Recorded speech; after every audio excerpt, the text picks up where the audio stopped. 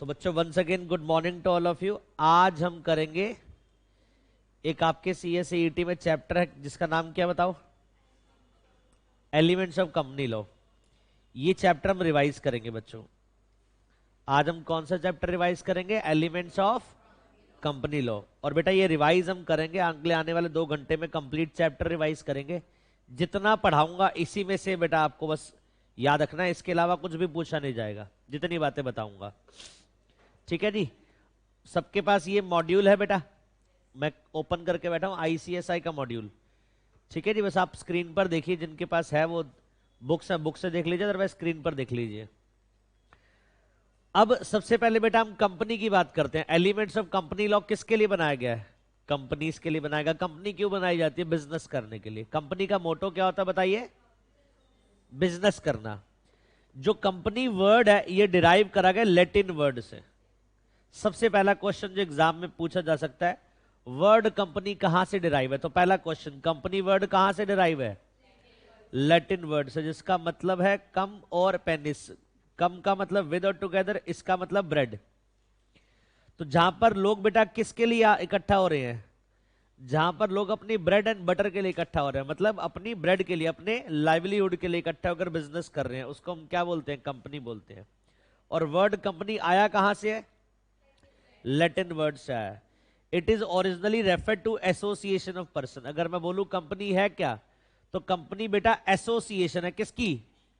Persons की। Who took there meals together, जो बेटा क्या करते हैं? Who took there meals together, यहीं से क्या करते हैं? इसी एंटिटी से वो क्या करते हैं? अर्न करते हैं। मतलब कंपनी जो एंटिटी है इससे क्या करते हैं? वो अर्न करते हैं। आगे देखिए बच्चों, अभी जो कंपनीज है बेटा, हमने ये पढ़ लिया वर्ड कहां से है। अब बात आती है कंपनी की डेफिनेशन कहां दी गई है। तो कंपनीज एक्ट के सेक्शन 2 क्लॉज 20 में कंपनी की डेफिनेशन दी गई है।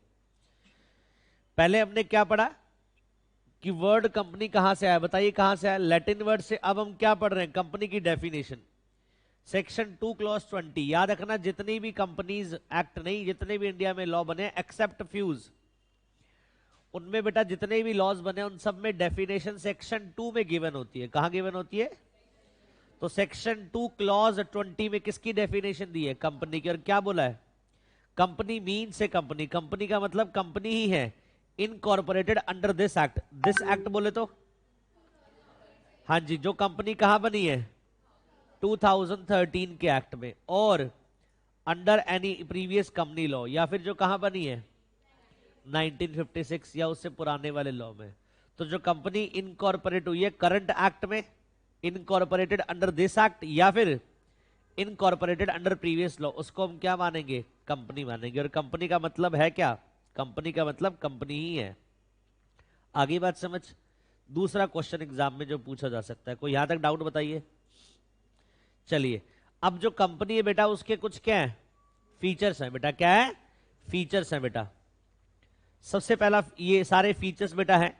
सबसे पहला फीचर अगर हम बात करें, कंपनी कॉर्पोरेट पर्सनैलिटी है। बार बार बोल रहा हूं, जितनी बातें बताऊंगा उतनी ही एग्जाम में आएंगी, ये मार्क कर लेना। 2 बातें बताई हैं अभी, 2 ही पूछी जाएंगी पहले वाले पेज से। कौन सी 2 बातें बताई हैं? वर्ड कंपनी कहां से डिराइव हुआ है? लैटिन से। दूसरा, कंपनी की डेफिनेशन कहां है? Section 2 clause 20। ठीक है जी, इतनी बात समझ आ गई। अब हमें क्या पढ़ना है बच्चों? फीचर्स। जो बेटा आप यहां पर ईईटी में ये पढ़ रहे हो, जो आप ईईटी में एक सब्जेक्ट चैप्टर पढ़ रहे हो एलिमेंट्स ऑफ कंपनी लॉ में, CS एग्जीक्यूटिव में जाकर ये पूरा सब्जेक्ट बन जाता है। जो आप यहां पर बेटा कुछ घंटों का चैप्टर पढ़ते हो, वहां पर ये कुछ महीनों का सब्जेक्ट हो जाता है। करीबन 4 से 5 महीने लगते हैं उसको पढ़ाने में। और उसके बाद वो कंप्लीट एक्ट नहीं पढ़ाते, हम अधूरा एक्ट पढ़ाते हैं CS एग्जीक्यूटिव में। हमारे सिलेबस ऐसा है। और कुछ पार्ट उसका कहां पढ़ाएंगे फिर? CS प्रोफेशनल में। आई बात समझ? तो इस लॉ की इतनी वैल्यू है। सबसे पहला फीचर, कंपनी कॉर्पोरेट पर्सनैलिटी है। जो कंपनी है वो कॉर्पोरेट पर्सनैलिटी है, और वो डिस्टिंक्ट है किससे? Individual who are its member. जो कंपनी अलग होती है बेटा, जो इंडिविजुअल उसको बनाते हैं, कंपनी क्या है? उससे अलग है। कंपनी अलग पर्सन है, और जो इंडिविजुअल उसको बना रहे हैं वो क्या है? अलग। इस वजह से कंपनी एक सेपरेट लीगल एंटिटी भी मानी जाती है। कंपनी क्या मानी जाती है? सेपरेट लीगल एंटिटी, जिसका क्या है? अपना नाम है और अपनी एक्ट क्या करती है, कॉर्पोरेट नेम के थ्रू करती है। जो भी कंपनी के एक्ट्स होते हैं वो किसके थ्रू होते हैं, कंपनी के नाम पर होते हैं। मतलब कंपनी के जो काम होते हैं वो कंपनी के जो एजेंट्स हैं, बीओडी जिनको बोलते हैं, बोर्ड ऑफ डायरेक्टर्स, वो कंपनी के नाम पर करते हैं। और कंपनी एक सेपरेट पर्सन है, उसकी एसेट्स क्या होती हैं, सेपरेट होती है उसके मेंबर से। अगर कंपनी के नाम पर कोई एसेट है तो वो कंपनी की एसेट है, मेंबर की एसेट नहीं है। और वो एसेट मेंबर की एसेट नहीं मानी जाएगी, अलग अलग एसेट है दोनों। आ रही है बात समझ। इसके अलावा कंपनी कैपेबल है ओइंग प्रॉपर्टी, कंपनी ओन कर सकती है प्रॉपर्टी, कंपनी डेट रेज कर सकती है, कंपनी बोरो कर सकती है funds, company bank account open करवा सकती है, company can employ peoples, company लोग एम्प्लॉय कर सकती है, company can enter into contract, company contract कर सकती है, कंपनी कैन स्यू और बी स्यूड। अगर मैं समराइज करूं ये सब बातें कहां से आई, सेपरेट लीगल एंटिटी से। कंपनी एक सेपरेट पर्सन है और separate person is capable to everything.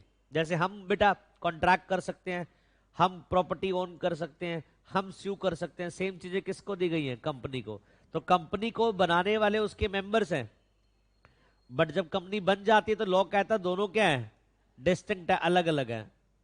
अब आशीष अरोड़ा क्लासेस प्राइवेट लिमिटेड का मैं मेंबर हूं और डायरेक्टर भी हूं, बट लॉ मेकर कहता है आप मेंबर हो, आप अलग हो, आशीष अरोड़ा क्लासेस प्राइवेट लिमिटेड एक अलग एंटिटी है।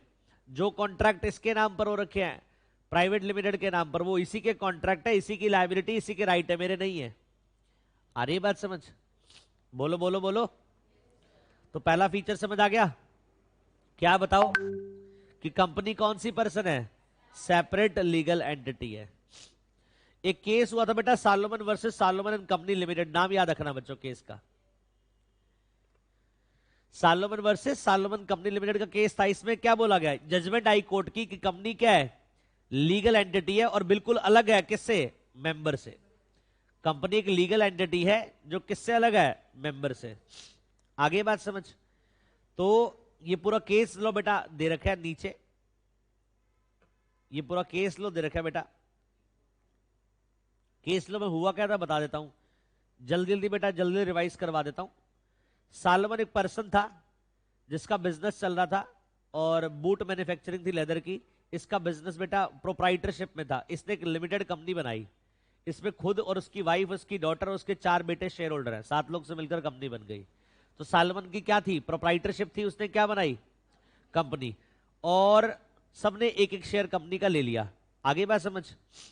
Salomon sold is business, Salomon अपना प्रोप्राइटरशिप बिजनेस बेच देता है किसको, कंपनी को। क्यों, कंपनी अलग पर्सन है, पहले सालोमन प्रोप्राइटरशिप चला रहा था तो वो बिजनेस का ओनर कौन था, सालोमन।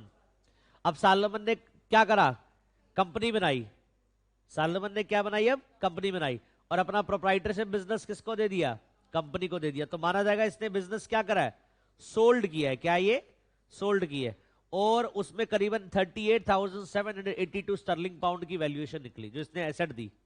प्रोप्राइटरशिप का बिजनेस जो कंपनी को गया उसमें कितनी वैल्यू है, 38,782।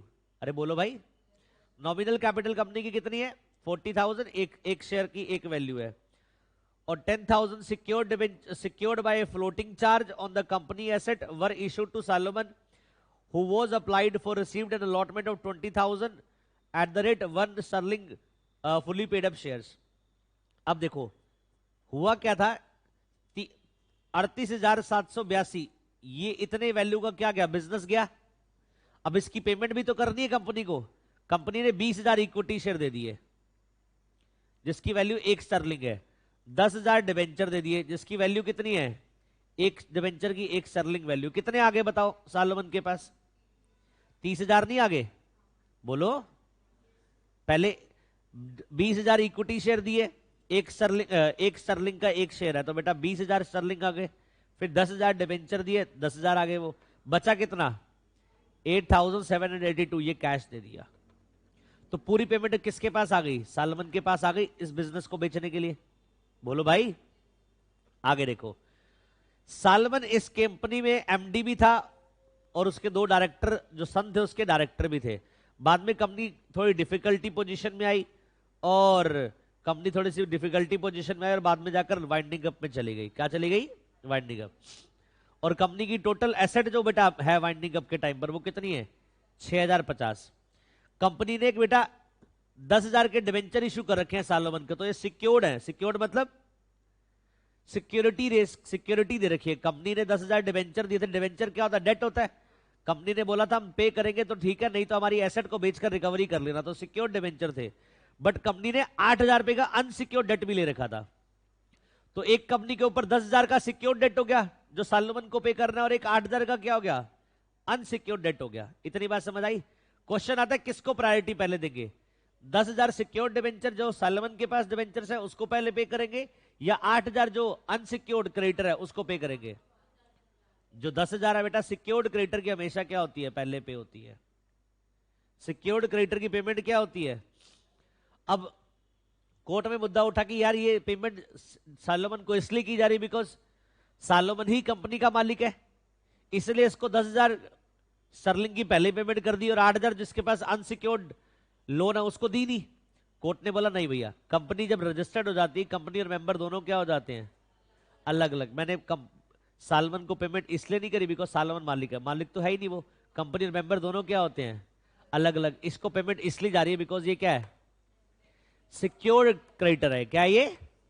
एक सिक्योर्ड क्रेडिटर है और एक क्या है? अनसिक्योर्ड क्रेडिटर है। पहले पे किसको होगा? तो कोर्ट ने जजमेंट दी भैया सालोमन कंपनी लिमिटेड में कि पेमेंट इसलिए की जा रही है बिकॉज एक सिक्योर्ड क्रेडिटर है, और दूसरी बात company Salomon and company limited and Salomon both are different from each other, दोनों क्या एक दूसरे से अलग है। आगे बात समझ। और जो सालोमन मेंबर है वो कंपनी का क्रेडिटर भी है। एक क्वेश्चन याद रखना बेटा, सालोमन के पास 20,000 शेयर्स हैं तो ये मेंबर भी हो गया, 10,000 डिबेंचर्स है तो ये क्या हो गया? क्रेडिटर भी हो गया। तो एक पर्सन कंपनी का सेम टाइम पर मेंबर भी हो सकता है और क्रेडिटर भी हो सकता है। आपके एग्जाम में कोई केस स्टडी नहीं आएगी बेटा, आपके एग्जाम में बस इतना पूछा जाएगा कौन से केस में डिटरमाइन करा गया था सेपरेट लीगल एंटिटी। तो salmon versus salmon and company limited. Normal class में तो बेटा बहुत डिटेल में पढ़ते हैं हम इसको, बस यहां पर तो जल्दी जल्दी रिवाइज करवा दिया मैंने आपको कि याद रखना केस का नाम salmon versus salmon company limited case का नाम है, जिसमें क्या हुआ था? डिसाइड हुआ था कि कंपनी क्या है? सेपरेट लीगल एंटिटी है। एक और केस था बेटा ली वर्सेस ली एयर फार्मिंग का, इसमें भी यही डिसाइड हुआ था कि कंपनी क्या है? सेपरेट लीगल एंटिटी है। अरे बोलो। तीसरा केस था री कॉन्डोली टी कंपनी लिमिटेड, इसमें भी ये डिसाइड हुआ था कंपनी सेपरेट लीगल एंटिटी है। तो 3 केस लो के बस नाम याद रखना, कौन कौन से बताओ?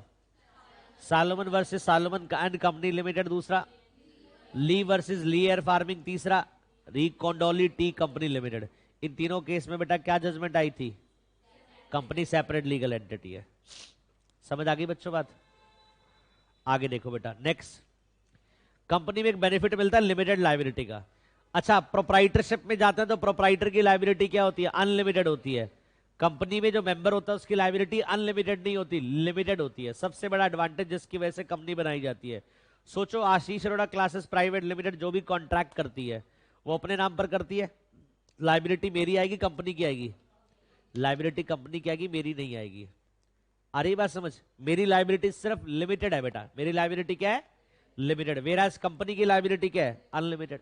मेरी लायबिलिटी लिमिटेड है बिकॉज मैं और कंपनी दोनों क्या है? अलग अलग है, सेपरेट है। Third, perpetual succession. Perpetual succession मतलब जो कंपनी बनती है इनकॉर्पोरेटेड नेवर डाइज, कंपनी मरेगी नहीं कभी except with is being wound up as per law. हाँ, कंपनी को लॉ के अकॉर्डिंगली मारा तो मरेगी, अदरवाइज कंपनी मरेगी नहीं। मतलब कंपनी नेवर डाइज, कंपनी कभी मरती नहीं है एक्सेप्ट बीइंग वाउंड अप। अगर उसको वाइंड अप कर दिया जाए, वाउंड अप कर दिया जाए तो वो क्या हो जाएगी? मर जाएगी। अदरवाइज इन जनरल कंपनी क्या है? आर्टिफिशियल पर्सन है, वो मरती नहीं है। उसका इनकॉर्पोरेशन उसको बनाना है तो भी लॉ के अकॉर्डिंगली बनाइए, इनकॉर्पोरेशन मारना है तो भी लॉ के अकॉर्डिंगली होगा। अब मेंबर की डेथ हो जाए, क्या कंपनी को फर्क पड़ेगा उससे? नहीं, बिकॉज कारण बताओ, कंपनी और मेंबर दोनों क्या है? सेपरेट है। तो कंपनी मेंबर दोनों सेपरेट है, तो कोई मेंबर की डेथ हो जाए, मेंबर इनकैपेबल हो जाए, इनकैपेसिटी हो जाए, उससे फर्क नहीं पड़ता। क्यों? क्योंकि life of company is not depended upon life of member, both are different from each other. बोल दो sir, company separate legal entity, तो क्या कंपनी कैपेबल है सेपरेट प्रॉपर्टी अपने नाम पर लेने के लिए? यस, कंपनी कैपेबल है प्रॉपर्टी अपने नाम पर होल्ड करने के लिए सेपरेटली। कंपनी क्या है? कैपेबल है। जैसे हम कैपेबल है प्रॉपर्टी अपने नाम पर होल्ड करने के सर लिए, अगर पार्टनर की डेथ हो जाए तो? बेटा एक बार बीच में मत बोलो, पहले कंप्लीट करने दो फिर पूछना। जब कंपनी में, जैसे मैं कैपेबल पर्सन हूं, लीगल पर्सन हूं, कैपेबल हूं होल्ड करने के लिए प्रॉपर्टी, वैसे कंपनी भी क्या है, कैपेबल है होल्ड करने के लिए प्रॉपर्टी। और जो कंपनी के नाम पर प्रॉपर्टी है उसको ओन करना, उसको इंजॉय करना, उसको डिस्पोज ऑफ करने का राइट भी किसका है, कंपनी का। वो राइट कोई और एक्सरसाइज नहीं कर सकता। अब पूछो बेटा क्या बोल रहे हो, पूछो भाई डाउट जो है। नहीं सर कुछ नहीं है। आगे बढ़ो। Transferability of shares. कंपनी में बेटा शेयर्स, मेंबर्स जो होते हैं उनके पास शेयर्स होते हैं। कंपनी में जो मेंबर्स होते हैं उनके पास शेयर्स, और वो शेयर्स क्या होते हैं, ट्रांसफरेबल होते हैं। पहली बात, कंपनी में जो मेंबर्स होते हैं उनके पास शेयर्स होते हैं। दूसरा, उनके पास शेयर्स ट्रांसफरेबल हैं। तो कंपनी में जो कैपिटल होती है वो डिवाइडेड होती है पार्ट्स में, जिसको हम क्या बोलते हैं, शेयर्स। और वो शेयर्स कौन सी प्रॉपर्टी है, मूवेबल प्रॉपर्टी है। और देयरफॉर बेटा वो शेयर्स क्या है, फ्रीली ट्रांसफरेबल। देयरफॉर वो शेयर्स क्या है, फ्रीली ट्रांसफरेबल है। आगे बात समझ। आगे, कंपनी बेटा लीगल पर्सन है तो वो कैपेबल है to sue as well as be sued. Company का कोई डेटर है तो कंपनी खुद क्या कर सकती है, उसको स्यू कर सकती है। कंपनी का कोई क्रेडिटर है तो वो कंपनी को स्यू कर सकता है, वो कभी डायरेक्टर को, मेंबर को स्यू नहीं करेगा। कोई लायबिलिटी कंपनी की है, मुझे क्यों स्यू करा जाएगा, मैं तो मेंबर हूं। आपने क्या पढ़ा था, मेंबर की लायबिलिटी क्या होती है, लिमिटेड होती है। तो याद रखना कंपनी कैपेबल है टू स्यू, स्यू करने के लिए as well as be sued. Company की कॉन्ट्रैक्चुअल लायबिलिटी है, कॉन्ट्रैक्चुअल राइट है। कंपनी कैपेबल है कॉन्ट्रैक्ट करने के लिए, उससे जो भी राइट और लायबिलिटी अराइज होंगी वो किसकी होंगी, कंपनी की होंगी। चाहे उससे बेनिफिट अराइज हो, चाहे लायबिलिटी क्रिएट हो, वो किसकी होगी, कंपनी की होगी। अच्छा, कंपनी के एक्शंस लिमिटेड है बेटा, ये जरूर याद रखना। कंपनी मेमोरेंडम ऑफ एसोसिएशन के बाहर जाकर काम नहीं कर सकती। अब हमारी कंपनी आशीष अरोड़ा क्लासेस प्राइवेट लिमिटेड का एमओए जो है, मेमोरेंडम ऑफ एसोसिएशन, उसके ऑब्जेक्ट क्लोज में वर्ड डला है एजुकेशन, कि हम कौन सा बिजनेस करेंगे। अब कल को हम एजुकेशन का बोर्ड उठाकर यहां पर चाय की नींव ठेला ओपन कर सकते, एमबीए चाय वाला की तरह या चाय सुट्टा बार की तरह। क्यों, क्योंकि हमारे एमओए में क्या लिखा हुआ है, एजुकेशन। तो कहने का मतलब हमारे एक्शंस लिमिटेड हो गए या अनलिमिटेड हुए, यही प्रोप्राइटरशिप होती, प्रोप्राइटरशिप होती। मुझे चेंज करना है अपना ऑब्जेक्ट, इजिली अलाउड है, मुझे किसी से परमिशन लेने की नीड नहीं है, कोई मेरे ऊपर लॉ गवर्निंग नहीं है। बट कंपनीज में आपके ऊपर क्या है, लॉ गवर्निंग है। आप अपने मेमोरेंडम के बाहर नहीं जा सकते। आपके मेमोरेंडम में जो ऑब्जेक्ट लिखा हुआ आपको उसके विद इन रहकर ही काम करना पड़ेगा। You can not exceed that power. In case आप एक्सीड करते हो बेटा, हम आगे जाकर पढ़ेंगे, उसको अल्ट्रा वायरस बोलते हैं। क्या बोलते हैं उसको, अल्ट्रा वायरस, मतलब बियॉन्ड द पावर। तो याद रखिएगा बच्चों, कंपनी के एक्शंस लिमिटेड है या अनलिमिटेड है, लिमिटेड है। कंपनी को किसके दायरे में रहकर काम करना पड़ेगा, company has to work within the framework of memorandum of association. कंपनी को एमओए के दायरे में रहकर काम करना है, इसके बाहर नहीं जाना। बट यही प्रोप्राइटरशिप होती तो बेटा वो एक्सीड कर सकते थे अपनी पावर्स को। पार्टनरशिप में भी बड़ा इजी है, एग्रीमेंट में चेंजेस करके वो चेंजेस कर सकते हैं। बट कंपनी में, हाँ ये बिल्कुल सही बात है, आप एमओए को ऑल्टर कर सकते हो, बिल्कुल सही बात है। बट एमओए को ऑल्टरेशन के लिए कुछ लीगल फॉर्मेलिटीज है वो पूरी करनी पड़ेगी। बट यही प्रोप्राइटरशिप होता तो कोई लीगल फॉर्मेलिटीज नहीं, तुरंत आप क्या कर सकते हो, चेंजेस कर सकते हो। बट कंपनी में लीगल फॉर्मेलिटीज हैं। अब मेमोरेंडम ऑफ एसोसिएशन को ऑल्टर करना पड़ता है, क्या करना पड़ता है, वो बेटा आप पढ़ोगे सीएस एग्जीक्यूटिव में। थोड़ा सा आपको क्या करना पड़ेगा, वेट, थोड़ा सा मतलब कुछ 15-20 दिन, क्योंकि 5 दिन 7 दिन बाद आपके एग्जाम है, और हफ्ते बाद आपका क्या आ जाएगा, रिजल्ट, और उसके एक हफ्ते बाद फिर आपकी क्या हो जाएगी, क्लासेस शुरू। तो जीना यहाँ, मरना यहाँ, मतलब कहने का मतलब पढ़ना यहाँ, सब कुछ यहीं, आपको रेस्ट नहीं मिलेगा। 5-7 दिन एग्जाम के बाद बस आपको छुट्टी मिलेगी, जिसमें आप क्या करोगे, आप वेट करोगे अपने रिजल्ट का, एंजॉय करो लाइफ। उसके बाद रिजल्ट आएगा, तुरंत आपकी क्लासेस शुरू हो जाएंगे, बिकॉज अगले जून में आपका एग्जाम होगा। और ले देकर मुश्किल से जून तक जाकर आपका क्या होगा, सिलेबस पूरा होगा। सीएस एग्जीक्यूटिव का इतना सिलेबस है।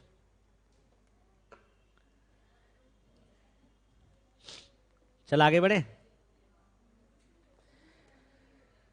आगे बढ़ो। सेपरेट मैनेजमेंट, तुम गाना गाओगे, जीना यहां मरना यहां, आशीष थोड़ा क्लासेस में है, इसके बिना जाना कहां। आगे देखो, सेपरेट मैनेजमेंट, कंपनी में बेटा मैनेजमेंट अलग होता है। कंपनी में दो तरह के लोग होते हैं, आप सबको पता है, एक बीओडी होते हैं, एक शेयर होल्डर होते हैं। बीओडी के पास मैनेजमेंट होता है, शेयर होल्डर के पास ओनरशिप होती है। शेयर होल्डर लोग के पास ओनरशिप होती है, मैनेजमेंट बीओडी के पास होता है। मैं आपसे बस इतना पूछूंगा, शेयर होल्डर लोग के पास ओनरशिप कैसे होती है? क्योंकि ये बेटा कैपिटल देते हैं। क्या देते हैं? बात सुनो ध्यान से, आशीष अरोड़ा क्लासेस प्राइवेट लिमिटेड की, सुनना ध्यान से, आशीष अरोड़ा क्लासेस प्राइवेट लिमिटेड की 1 लाख की कैपिटल है। उस 1 लाख में से 50,000 मैंने दिए थे, 50,000 मेरे भाई ने दिए थे, तो हम दोनों को क्या मिल गए? 50-50 हजार के शेयर मिल गए। तो 50% कैपिटल मेरे पास आ गई, 50% भाई के पास। तो हमने कैपिटल दी ना, जिसके पैसे से बिजनेस चल रहा है वही क्या होगा? मालिक होगा। तो 50% का मालिक मैं हूं, 50% का भाई मालिक है। अब मुझे बताइए, बिजनेस को चलाने के लिए मैनेजमेंट के लोग चाहिए, डायरेक्टर्स, तो हमने खुद ही अपने आप को क्या बना लिया? डायरेक्टर बना लिया। हम पागल थोड़ी अदिति को और शिवानी को डायरेक्टर बनाएंगे, कैपिटल हमारी। तो जो बेटा फाउंडर्स होते हैं वो हमेशा क्या करते हैं? अपने आप को कहां रखते हैं? वो बोर्ड में भी रखते हैं। भाई कैपिटल उनका, बिजनेस उनका, आइडिया उनका, मजे को और ले रहा है, नहीं समझे? तो बेटा वो अपने आप को कहां प्लेस करते हैं? बोर्ड में भी प्लेस करते हैं। वो बात अलग है। अब हम 2 लोग शेयर होल्डर, 2 लोग डायरेक्टर, हम वो डायरेक्टर अपॉइंट कर रहे हैं। बट याद रखना बेटा, वो डायरेक्टर जो आएगा उसके पास कैपिटल नहीं है, कैपिटल तो हम दोनों के पास ही है। तो शेयर होल्डर लोग जो कैपिटल देते हैं, जिनकी इनिशियल कैपिटल से बिजनेस चल रहा होता है, बेटा वो अपने पास मेजर कंट्रोल कंपनी की शेयर होल्डिंग का रखते हैं, और कंपनी के बोर्ड में भी वही होते हैं। बाकी आप जो मर्जी बोर्ड में अपॉइंट कर लीजिए, बट ये बोर्ड बिल्कुल क्या होता है? डिफरेंट होता है। किससे? शेयर होल्डर से। हो सकता है बोर्ड में एक ऐसा डायरेक्टर है जो बिल्कुल, जिसके पास शेयर है ही नहीं। ये तो मैंने जनरली प्रैक्टिकल बात बताई कि जो शेयर होल्डर जो मेजोरिटी कैपिटल देते हैं वही क्या बनते हैं? बोर्ड में जाते हैं। हो सकता है ऐसा कोई डायरेक्टर जिसने कोई कैपिटल का कोई पार्ट ही नहीं दिया, बट फिर भी वो कहां है? बोर्ड में है। मेरी बात समझ आ रही है? अरे बोल दो। आगे देखो, नेक्स्ट, कंपनी वॉलंटरली एसोसिएशन है प्रॉफिट बनाई, प्रॉफिट के लिए। कंपनी वॉलंटरली एसोसिएशन है और उसका उद्देश्य क्या है? प्रॉफिट। हर इंसान का उद्देश्य क्या है? प्रॉफिट कमाना। आपका भी कल को उद्देश्य क्या होगा? आपको बिजनेस करोगे, प्रॉफिट कमाने के लिए करोगे। तो कंपनी प्रॉफिट के लिए बनाई जा सकती है, बनाई जाती है, बट एक कंपनी बेटा याद रखना, सेक्शन 8 कंपनी, सेक्शन 8 कंपनी को बोलते हैं नॉन प्रॉफिट ऑर्गेनाइजेशन। याद रखना बेटा, ये एक कंपनी इंडिया में ऐसी जो प्रॉफिट मोटिव के लिए नहीं बनाई जाती, जिसका नाम क्या है? Non profit organisation. इनका उद्देश्य क्या होता है? Public welfare, social welfare, charity, environment protection, ठीक है जी। इसके अलावा एजुकेशन प्रमोट करना, स्पोर्ट्स प्रमोट करना, ये सब इनके ऑब्जेक्टिव होते हैं। तो इन जनरल अगर मैं बोलूं, इन जनरल बोलूं तो बेटा इन जनरल कंपनीज जो बनाई जाती है उसका उद्देश्य क्या होता है? Profit making. एक्सेप्शन बोलूं तो एक कंपनी ऐसी जो प्रॉफिट मेकिंग के लिए नहीं बनाई जाती, that is non profit organisation. अच्छा, कंपनी क्या मरती है क्या? Company does not die like a natural person. Company कभी नहीं मरती due to heart attack, due to sugar बढ़ने से, ड्यू टू बीपी बढ़ने से, कभी भी कंपनी नहीं मरती, है ना? कि पैरालिसिस हो गया, कंपनी आधी क्या है? मुरझा गई, ऐसा तो कभी नहीं होगा। कंपनी कोई नेचुरल पर्सन नहीं है जो मर जाएगी। It is created by law as well as dissolve by law. याद रखना बेटा, created by law as well as dissolve by law. बनाओगे भी कैसे? लॉ से, और मारोगे भी कैसे? लॉ। मतलब लॉ में तरीका है इनकॉर्पोरेशन का भी और डिसोल्यूशन का भी। लिख लीजिए, created by law as well as dissolve by law.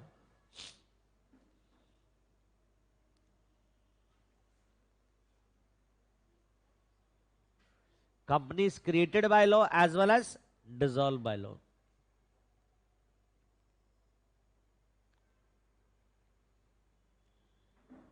Done? समझ आ गया बच्चों? चलिए आगे बढ़ते हैं बच्चों।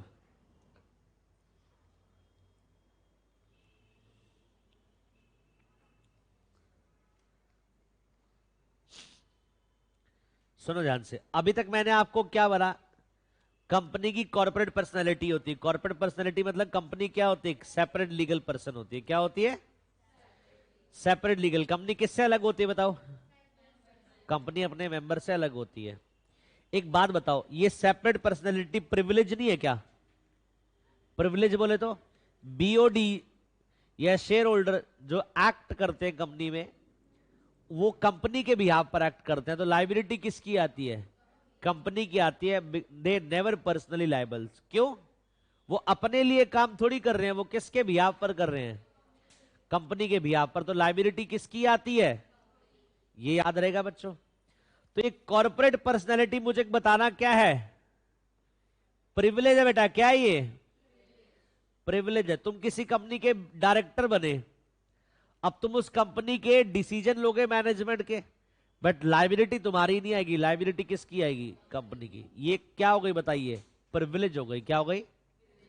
बट अगर ये प्रिविलेज का तुम नाजायज फायदा उठाओ, नाजायज फायदा मतलब तुम हर बार ये सोचो कि मुझे तो प्रिविलेज है, मेरा तो कुछ उखड़ना ही नहीं है, जब जब मैं एक्ट करूंगा लाइबिलिटी किसकी आएगी?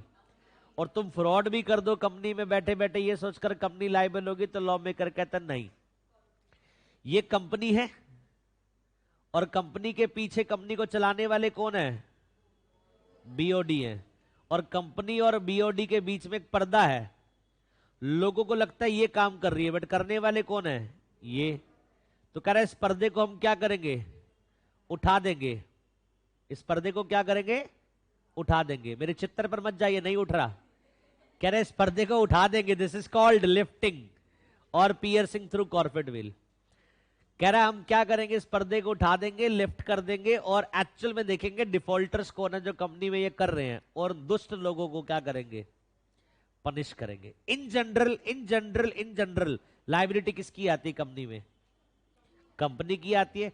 कंपनी के एक्ट्स के लिए जो बीओडी कंपनी के बिहाफ पर एक्ट्स करते हैं, उसमें लाइबिलिटी किसकी आती है? कंपनी की आती है इन जनरल। बट अगर वो इस चीज का क्या करे, इस स्टैट्यूटरी प्रिविलेज का क्या करे, वो मिसयूज करे, तो लॉ मेकर कहता है इस प्रिविलेज को हम खत्म कर देंगे, और बेटा ये लिफ्ट कर देंगे व्हील, मतलब ये कॉर्पोरेट व्हील को लिफ्ट कर देंगे। जो बीच में हमने पर्दा डाल रखा है इसको लिफ्ट करके वही पर्सन जो डिफॉल्ट कर रहे हैं कंपनी के बिहाफ पर, उनको हम क्या करेंगे? फिर पनिश करेंगे। बताओ लॉजिकल सही है या नहीं है? अगर ऐसा ना होता तो सब क्या करते? इस प्रिविलेज का क्या करते? कॉर्पोरेट पर्सनालिटी का मिसयूज करते। देखिए यही लिखा है, company has a separate legal entity. Company बेटा क्या है? सेपरेट लीगल एंटिटी है from the person constituting its member. Indeed the theory of corporate entity is still the basic principle on which whole law of incorporation is based. As a separate personality of company is statute privilege. ये separate personality कौन सा privilege है?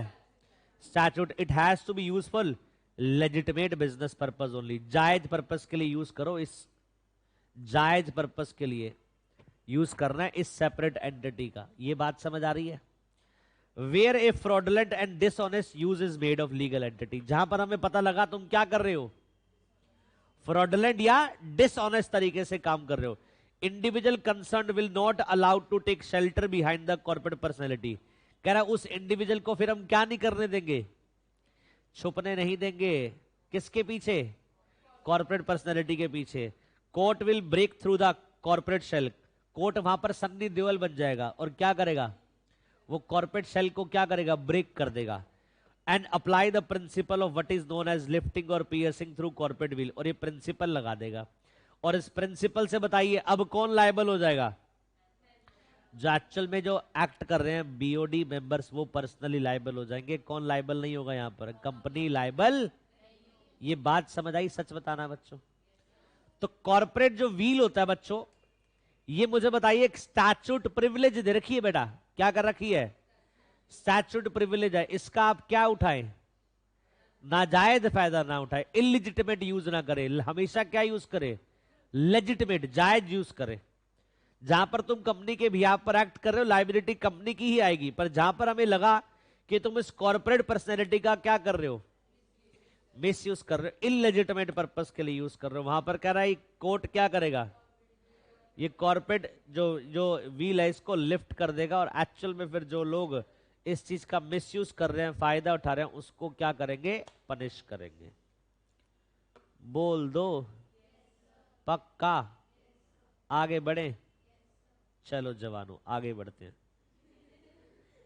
अब कब कब corporate will lift होता है बेटा? इसमें जब आप एग्जीक्यूटिव में जाओगे ना बच्चों, सुनो ध्यान से, मैं आपको बिल्कुल एक जनरल बात बताता हूं, अपने ज्ञान चक्षु खोलना आप थोड़े से।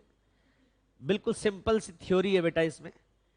अगर मैं बोलूं कि कंपनी की लायबिलिटी आ रही है, companies liable, companies liable, companies liable, क्या लिफ्टिंग वाला कॉन्सेप्ट लगा?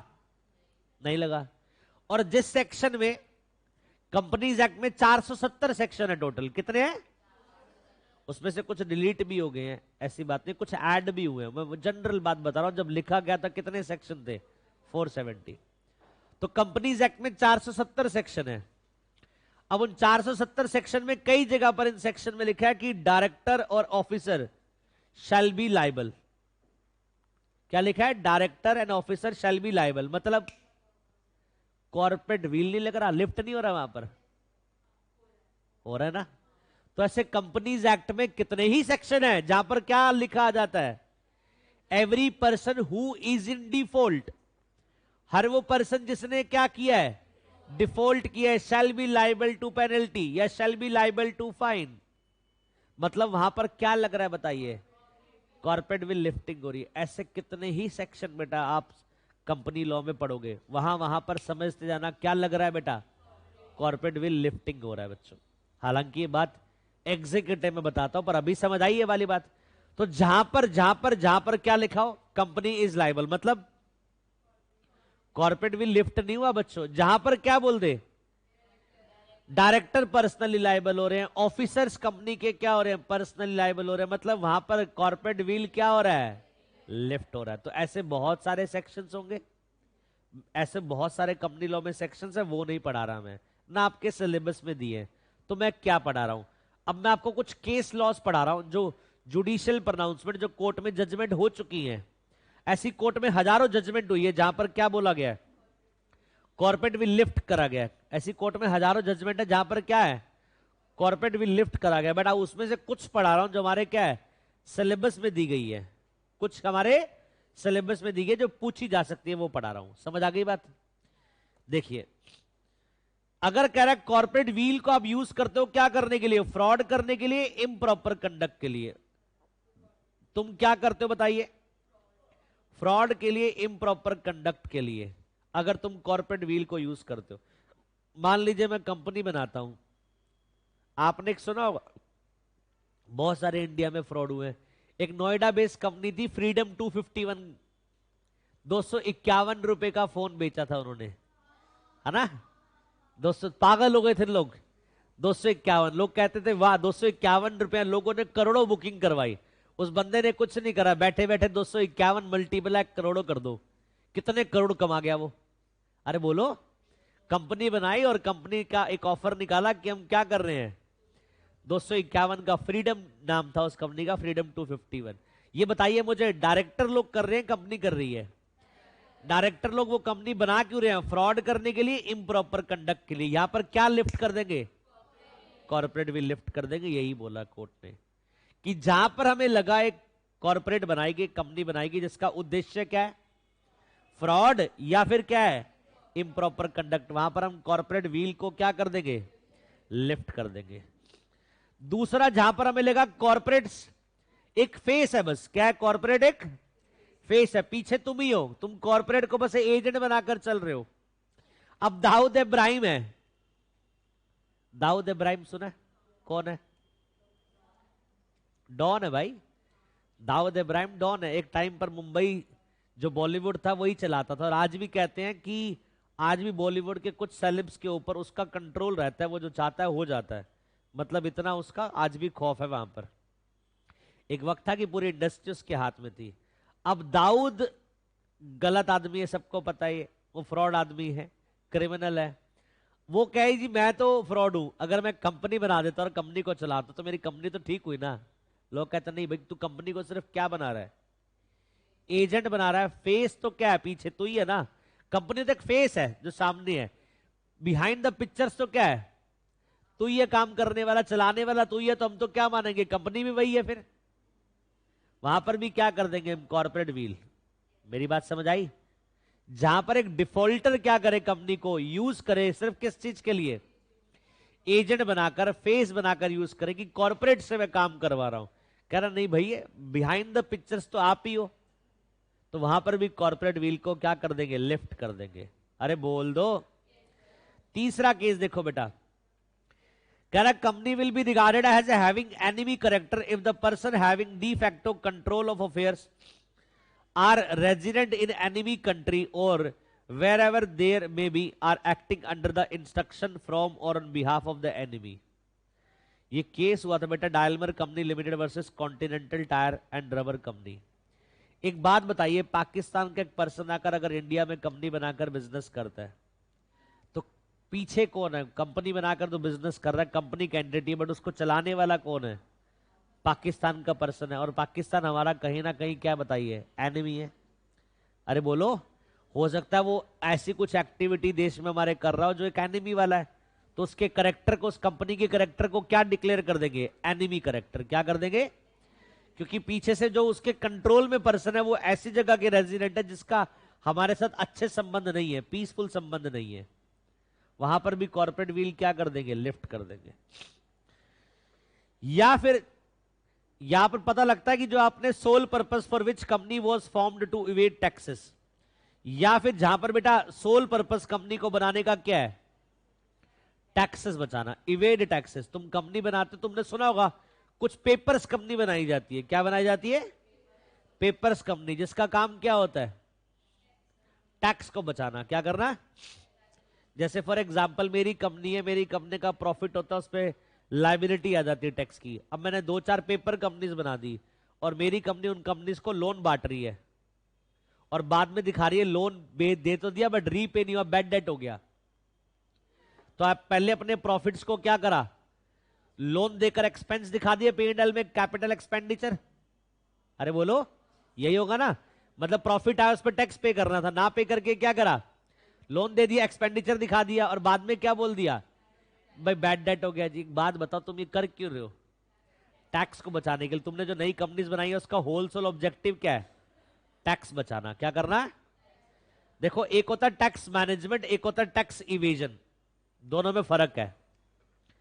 टैक्स मैनेजमेंट का मतलब लीगल तरीके से तुम क्या कर रहे हो, टैक्स मैनेजमेंट कर रहे हो। टैक्स मैनेजमेंट मतलब तुमने LIC करवा ली, हेल्थ इंश्योरेंस करवा लिया, तो उसका जो प्रीमियम पे करते हो सरकार कहते हैं तुम्हारी वो इनकम से हम क्या कर देंगे, लेस कर देंगे, डिडक्शन दे देंगे, आपकी टैक्सेबिलिटी कम बनेगी। ये होता है टैक्स मैनेजमेंट। एक होता है टैक्स इवेजन, तुम टैक्स को क्या कर रहे हो, चोरी कर रहे हो।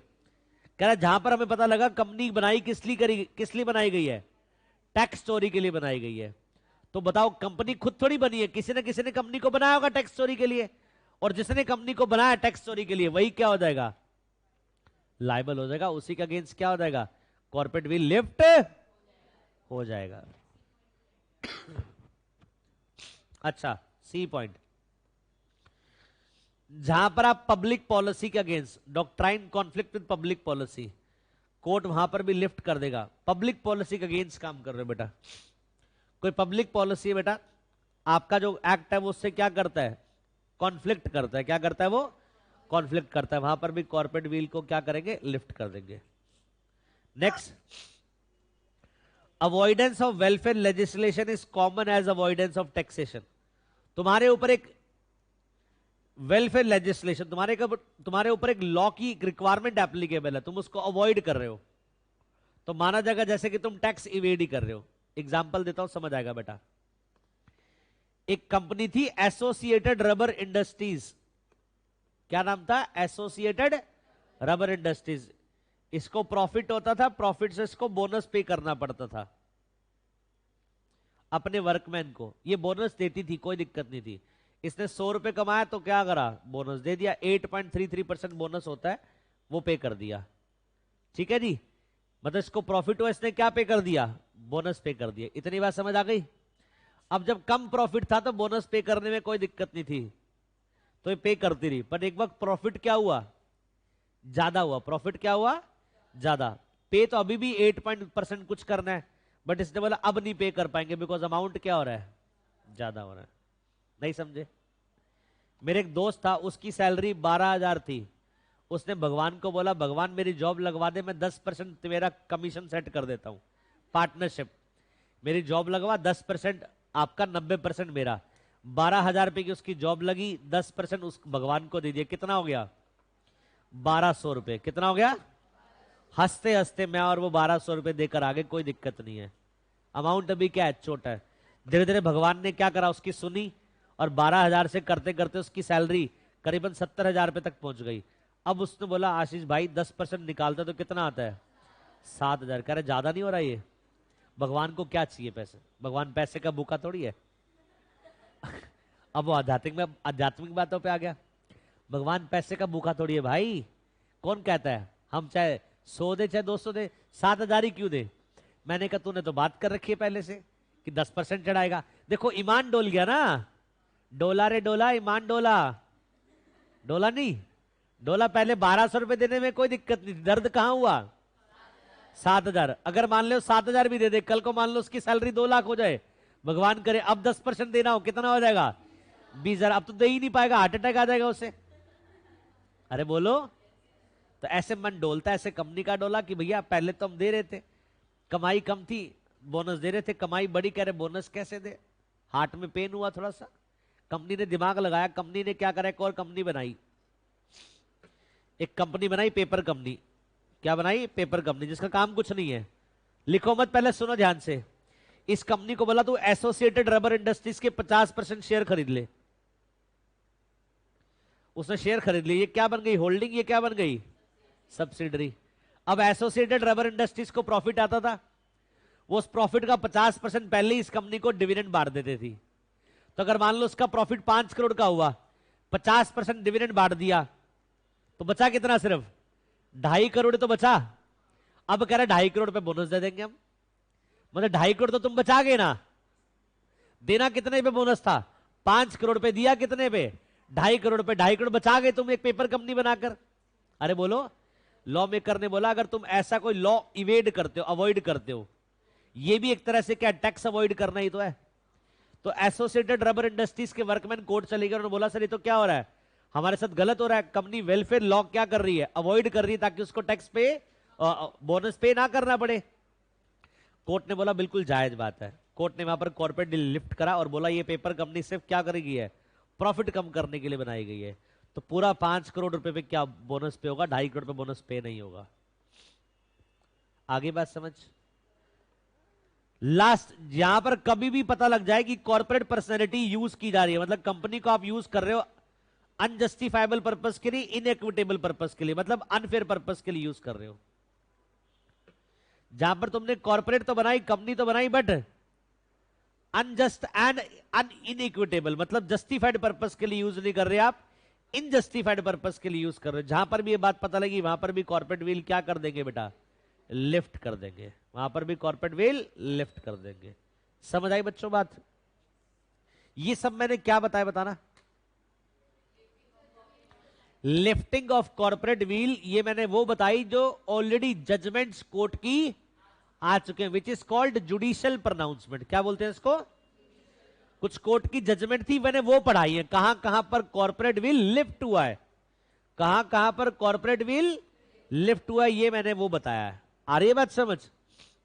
और एक मैंने आपको क्या बताया, कॉर्पोरेट व्हील लिफ्टिंग बेटा अलग अलग सेक्शन में भी दी गई है लॉ में। वो नहीं, वो हम कहां पढ़ेंगे? एग्जीक्यूटिव में पढ़ेंगे, जब लॉ पढ़ेंगे। ये सारे केस समझ आ गए। और ये इंपॉर्टेंट है बेटा, एग्जाम यहां से क्वेश्चन पूछेगा कि कॉर्पोरेट व्हील कहां कहां लिफ्ट हो सकता है और हो चुका है। पहला, फ्रॉड और इम्प्रॉपर कंडक्ट के लिए लिफ्ट हो चुका है। दूसरा, जहां पर तुम कंपनी को सिर्फ एजेंट की तरह यूज करते हो, या फिर जहां पर पब्लिक पॉलिसी के अगेंस्ट काम करते हैं, जहां पर बेटा कंपनी का एनिमी कैरेक्टर होता है, वहां पर जहां पर कंपनी का पर्पस टैक्स इवेड करना है, जहां पर कंपनी का पर्पस लॉ अवॉइड करना है जो वेलफेयर प्रोवाइड करता है, या जहां पर कंपनी का पर्पस क्या है? अनजस्टिफाइड और इनइक्विटेबल है। इन सब केस में कॉर्पोरेट व्हील क्या हो जाएगा? लिफ्ट हो जाएगा। बताओ समझ आ रहा है? पक्का? रिवीजन का फायदा हो रहा है? मजा आ रहा है? पैसा निकालो फिर। कब दिया? पहले दे दिया। So sad. आगे देखो जी। तो हमने कंपनी की अभी तक बताना कितने क्वेश्चन एग्जाम में आएंगे। पहला, वर्ड कंपनी कहां से आया? लैटिन से। दूसरा, डेफिनेशन। Section 2 clause 20। तीसरा फीचर्स। फीचर्स बेटा सारे याद रखना, एक एक कोई भी क्वेश्चन पूछ सकता है वो। Fourth question corporate wheel. Corporate personality क्या है बताइए? प्रिविलेज है, पर जहां पर पता लगा ये प्रिविलेज क्या और ये मिसयूज हो रही है, वहां पर कॉर्पोरेट व्हील क्या करेंगे? लिफ्ट कर देंगे। कितने केस में लिफ्ट होता है? जैसे मैंने याद करा वैसे याद करना। पहला, कॉर्पोरेट व्हील को यूज कर रहे हो फ्रॉड के लिए, इंप्रॉपर कंडक्ट के लिए। दूसरा, एजेंट के तौर पर यूज कर रहे हो कॉर्पोरेट व्हील को। तीसरा, कॉन्फ्लिक्ट कर रहा है पब्लिक पॉलिसी के साथ। फोर्थ, एनिमी करेक्टर के लिए यूज कर रहे हो। फिफ्थ, टैक्स इवेजन के लिए यूज कर रहे हो। सिक्स्थ, अवॉइडेंस कर रहे हो welfare law. Seventh, unjust and unequitable purpose के लिए यूज कर रहे हो। इन सब केस में बेटा कॉर्पोरेट व्हील क्या हो जाएगा? लिफ्ट हो जाएगा, और हो चुका है। बोल दो पक्का। अब आ रहे हैं डिफरेंस। बेटा ये पढ़ाने का फायदा नहीं। कंपनी पार्टनरशिप में क्या फर्क होता है, कंपनी एचएफ में क्या फर्क होता है, कंपनी एलएलपी में क्या फर्क होता है, बताओ। कंपनी में बेटा लायबिलिटी लिमिटेड होती है, पार्टनरशिप में अनलिमिटेड। कंपनी में मेंबर्स होते हैं, पार्टनरशिप में पार्टनर्स होते हैं। कंपनी में कंपनीज एक्ट लगता है, पार्टनरशिप पे पार्टनरशिप एक्ट। ये तो पढ़ लोगे ना। चलो, डिसएडवांटेज। कंपनी को बनाने के क्या डिसएडवांटेज है? Yes, formalities and expenses. Company को बनाने में बेटा क्या होता है? फॉर्मेलिटीज है, एक्सपेंसेस है। करीबन 15 से 20 हजार रुपए खर्च आता है कंपनी को बनाने में। आगे बात समझ क्या? हाँ बस, हमने बिल्डिंग थोड़ी बनानी है, हम तो एक आर्टिफिशियल पर्सन जो लॉ द्वारा क्रिएटेड है वो बना रहे हैं। 15 से 20 मैंने ज्यादा बोल दिया, वैसे होता 10 से 12 हजार का खर्च है सिर्फ स्टैम्प ड्यूटी वगैरह लगाकर सब कुछ।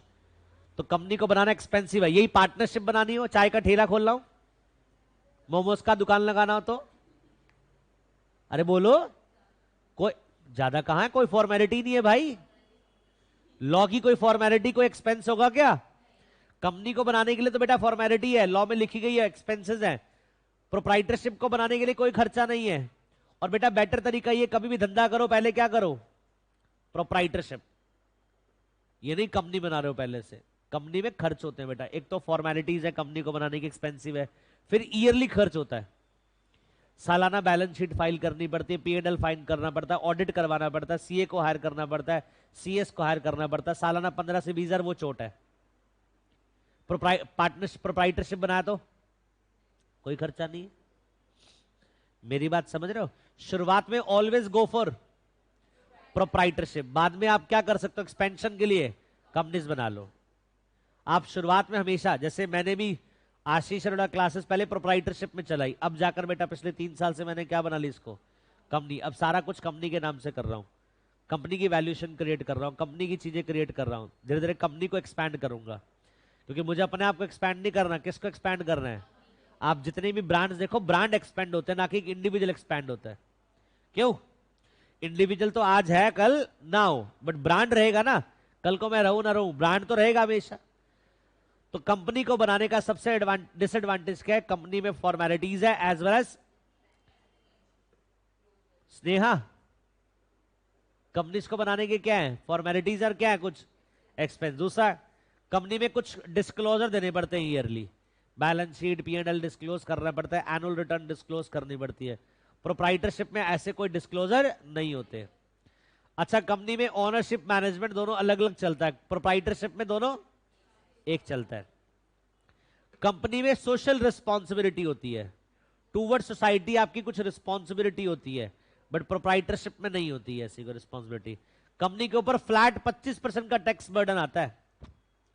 100 रुपए कमाए तो 25% दीजिए उसका। 100 रुपए कमाए तो 25%, मतलब 25 रुपए टैक्स दो।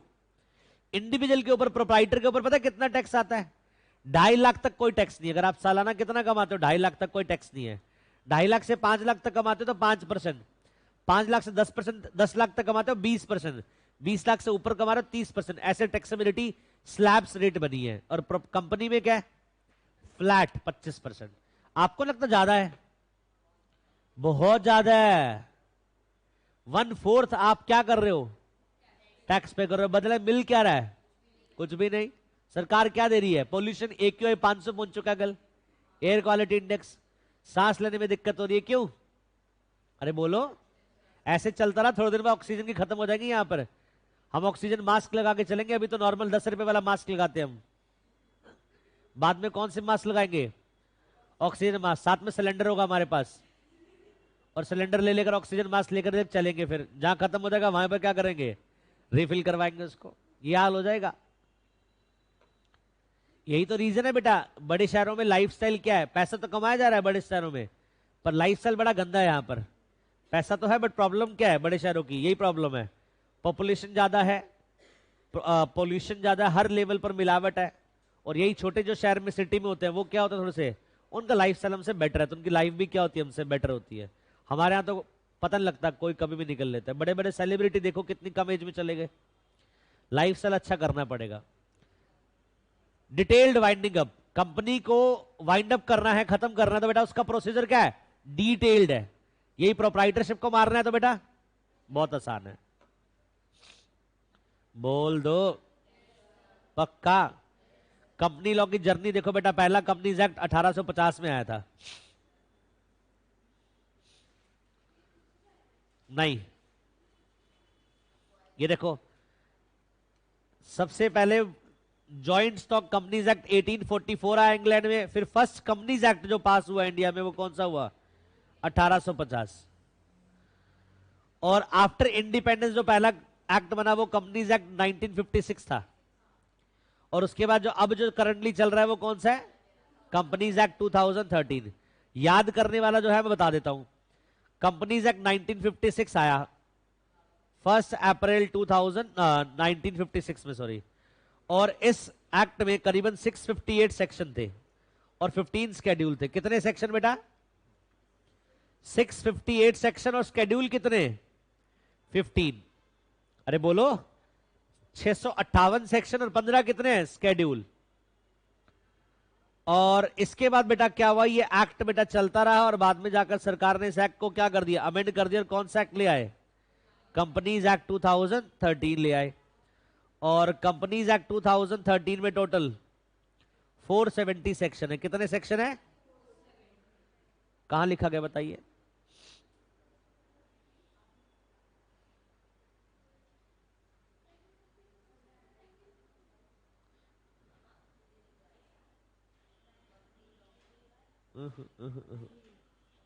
लिख लीजिए बेटा, लिखा नहीं बताओ।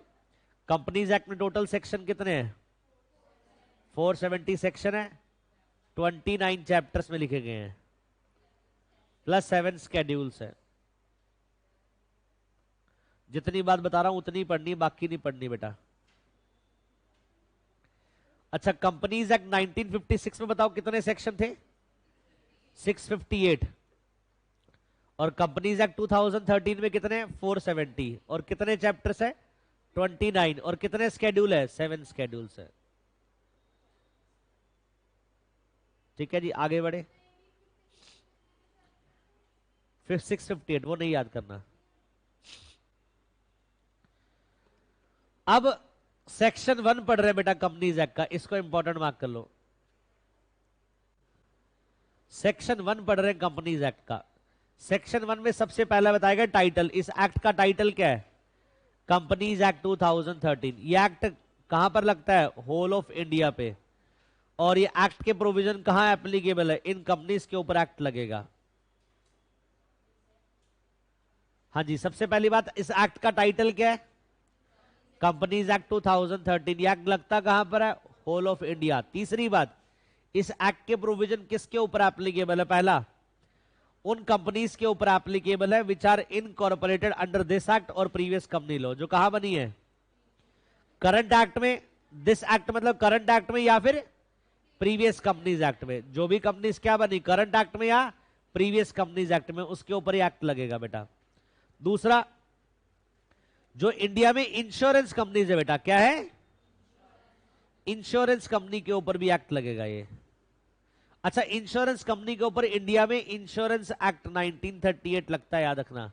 और insurance regulatory development authority act 1999 ये भी लगता है। तो ये एक्ट इंश्योरेंस कंपनी के ऊपर लगेगा। जी हां, ये एक्ट किसके ऊपर लगेगा? बट सुनो ध्यान से, ये एक्ट तब नहीं लगेगा इंश्योरेंस कंपनी के ऊपर जब इंश्योरेंस एक्ट के प्रोविजन कंपनीज एक्ट के साथ क्या करते हो? कॉन्ट्राडिक्ट करते हो। अगर कंपनीज एक्ट के, इंश्योरेंस एक्ट के प्रोविजन, मतलब कंपनीज एक्ट के प्रोविजन अगर किसके साथ कॉन्ट्राडिक्ट करते हैं, इंश्योरेंस एक्ट के साथ कॉन्ट्राडिक्ट करते हैं, तब कंपनीज एक्ट आप फॉलो नहीं करोगे। तीसरा, ये एक्ट बैंकिंग कंपनीज के ऊपर भी लगता है, बट तब नहीं लगेगा जब companies act banking regulation act 1949 के साथ क्या करता हो, कॉन्ट्राडिक्ट करता हो। फोर्थ, ये एक्ट बेटा इलेक्ट्रिसिटी कंपनी के ऊपर भी लगता है, जो जनरेट करती है या सप्लाई करती है इलेक्ट्रिसिटी, उनके ऊपर भी एक्ट लगता है, बट तब नहीं लगेगा जब बेटा ये कंपनीज एक्ट इलेक्ट्रिसिटी एक्ट 2003 के साथ क्या करता हो, कॉन्ट्राडिक्ट करता हो। नेक्स्ट कह रहा है any other company governed by special act, ऐसी कोई कंपनी बेटा जो किसके द्वारा गवर्न्ड है, कोई स्पेशल एक्ट द्वारा गवर्न्ड है, उसके ऊपर भी कंपनीज एक्ट लगेगा, पर तब नहीं लगेगा जब उस स्पेशल एक्ट के साथ कंपनीज एक्ट क्या करता हो, कॉन्ट्राडिक्ट करता हो, तब नहीं लगेगा। लास्ट, कोई ऐसा बॉडी कॉर्पोरेट जिसके ऊपर सीजी चाहे अप्लाई करना प्रोविजन कंपनीज एक्ट के, तो सीजी क्या कर सकता है, नोटिफिकेशन देकर उसके ऊपर एप्लीकेबल कर सकता है सेक्शन, मतलब किसी भी बॉडी कॉर्पोरेट के ऊपर सीजी इस एक्ट के सेक्शन एप्लीकेबल करना चाहे तो एप्लीकेबल कर सकता है।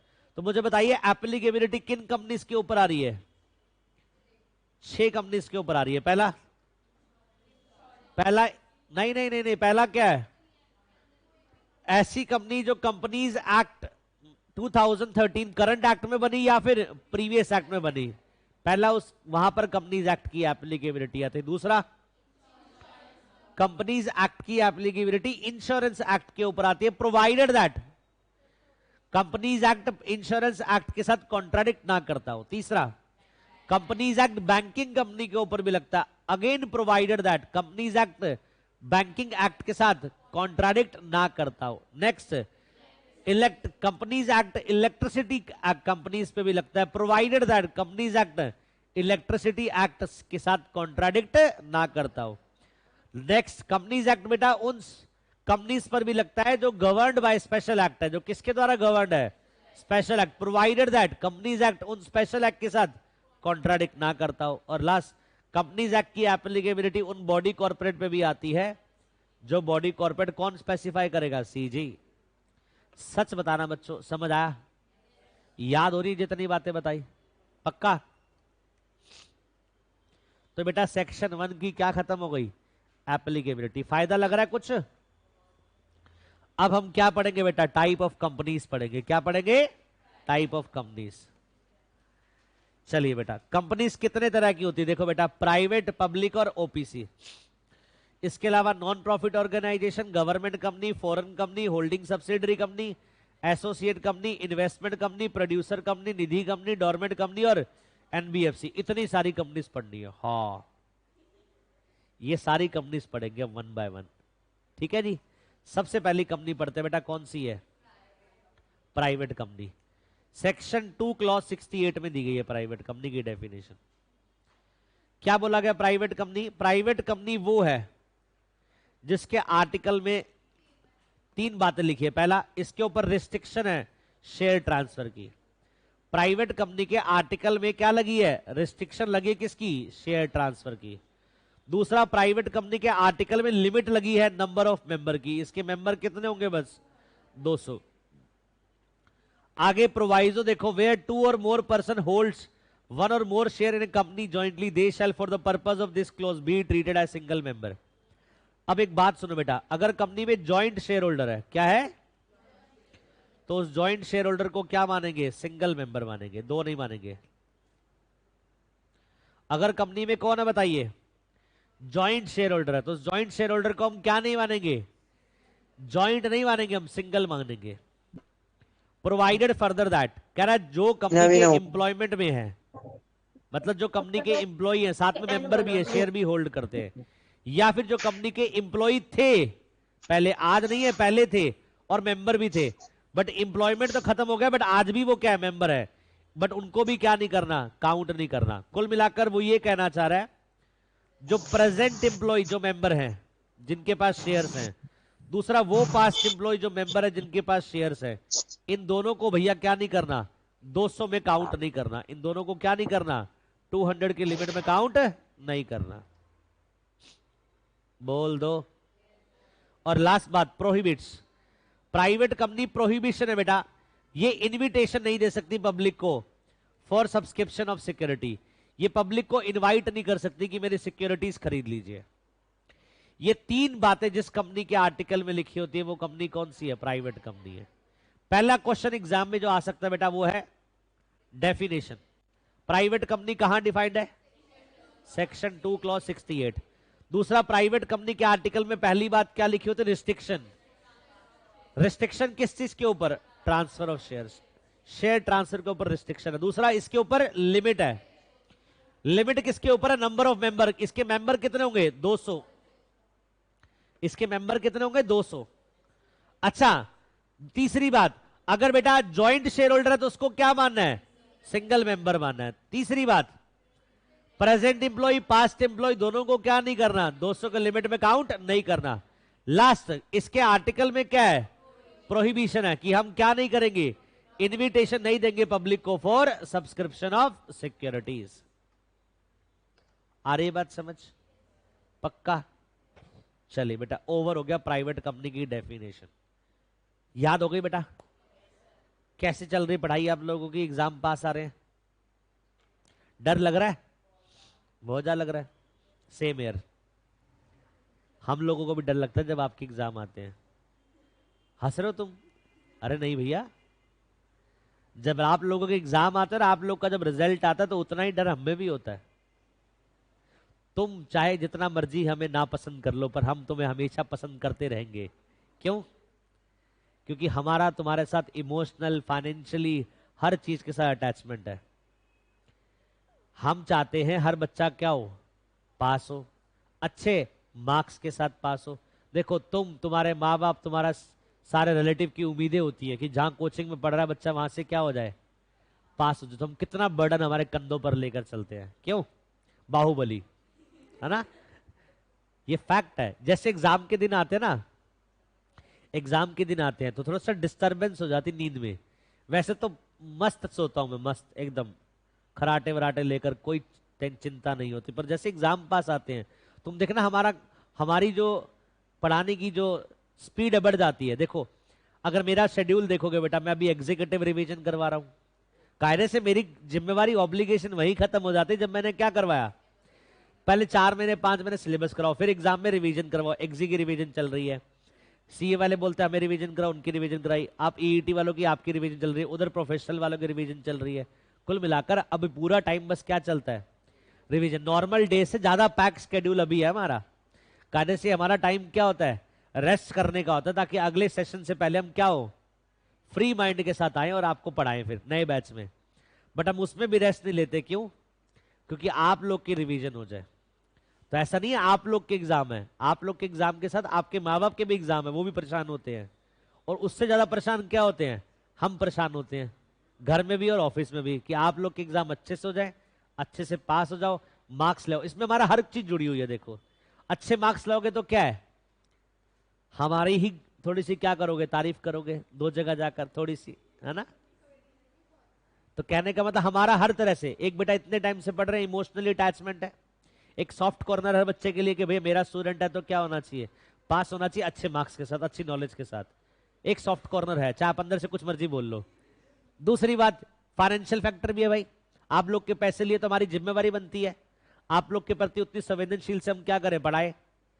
तो एग्जाम आप लोग के है, बट प्रेशर हम भी फील करते हैं। ऐसा नहीं है आप लोग प्रेशर फील करते हो, उतना ही सेम प्रेशर हम भी फील करते हैं। अदरवाइज ये टाइम हमारा क्या होता है? रेस्टिंग मोड का होता है। बट हम रेस्टिंग मोड छोड़कर स्पीड मोड में आ जाते हैं। सारे जितने भी सब्जेक्ट हैं, जितने भी लेवल से, सबकी रिवीजन करवाना शुरू कर देते हैं। बस एक ही उद्देश्य है, क्या हो जाओ? पास, अच्छे मार्क्स के साथ, ताकि घर वाले, क्योंकि आप लोग के ना, आप एक नहीं हो। आप देखो तुम्हारे ऊपर कितना बर्डन है। तुम्हारे माँ बाप, तुम्हारे मामा, तुम्हारे चाचा, मौसी जो बात नहीं करते एग्जाम के रिजल्ट के दिन, वो भी फोन करेंगे, क्या रहा है बेटी का? फेल हो गई? पता ही था मुझे, पढ़ती नहीं थी। परसों तरसों मैंने इसको कहां देखा था? चौक पर देखा था। और पास होगी, मुझे पता था पास हो जाएगी, पहले से पता था बच्ची पास हो जाएगी। ये इंटेलिजेंट है बच्ची तो अपनी। तो हम लोगों के ना बेटा एग्जाम और रिजल्ट के वक्त बहुत लोगों की क्या होती है? उम्मीदें होती है। और कुछ लोग क्या होता है, ना उम्मीद वाले भी आ जाते हैं। जिनका कोई मतलब ही नहीं है, वो भी खामखा हमारे फुफड़ बन जाते हैं, हमारी मौसी बन जाते हैं, दूर की मुंह बोली, और रिजल्ट पूछना शुरू कर देते हैं। तो इसलिए हमारा जरूरी है क्या हो, पास भी हो, अच्छे मार्क्स के साथ हो, और सबको, हमारे माँ बाप को और हमारे भाई बहन को, सबको एक एक सिक्योरिटी मिले कि बच्चा सही कर रहा है। उनको परेशानी यही होती है कि बच्चा हमारा सही पाथ पर हो। बच्चा सही पाथ पर है, वो खुश रहते हैं। अगर उनको पता लग जाए बच्चा हमारा सही पाथ पर नहीं है, सही ट्रैक पर नहीं है, तो माँ बाप बड़े डिस्टर्ब रहते हैं। चलिए, पहली डेफिनेशन पूरी होगी बेटा प्राइवेट कंपनी की। दूसरी पढ़ते हैं, कौन सी, पब्लिक कंपनी की। पब्लिक कंपनी की डेफिनेशन के लिए बेटा पहले सेक्शन लिखो, सेक्शन 2 क्लॉज 71। पहले बताओ कंपनी की डेफिनेशन क्या है। 2 क्लॉज 68। प्राइवेट कंपनी की डेफिनेशन क्या है, 2 क्लॉज 20, सॉरी। प्राइवेट कंपनी की 2 क्लॉज 68, पब्लिक की 2 क्लॉज 71। समझ आ गई बच्चों बात।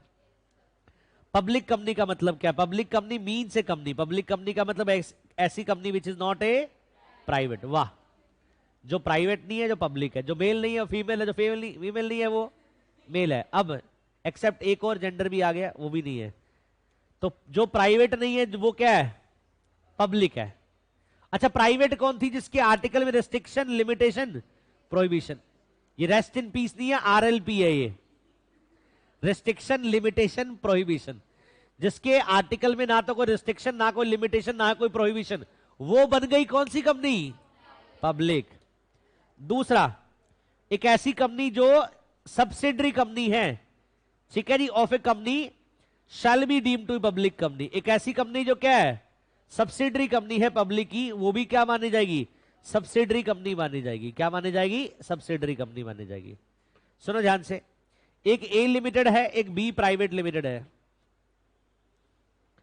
ए लिमिटेड ने more than 50% total voting power के शेयर खरीद लिए बी प्राइवेट लिमिटेड के, तो ए लिमिटेड बन गई होल्डिंग, बी प्राइवेट लिमिटेड बन गई सब्सिडरी।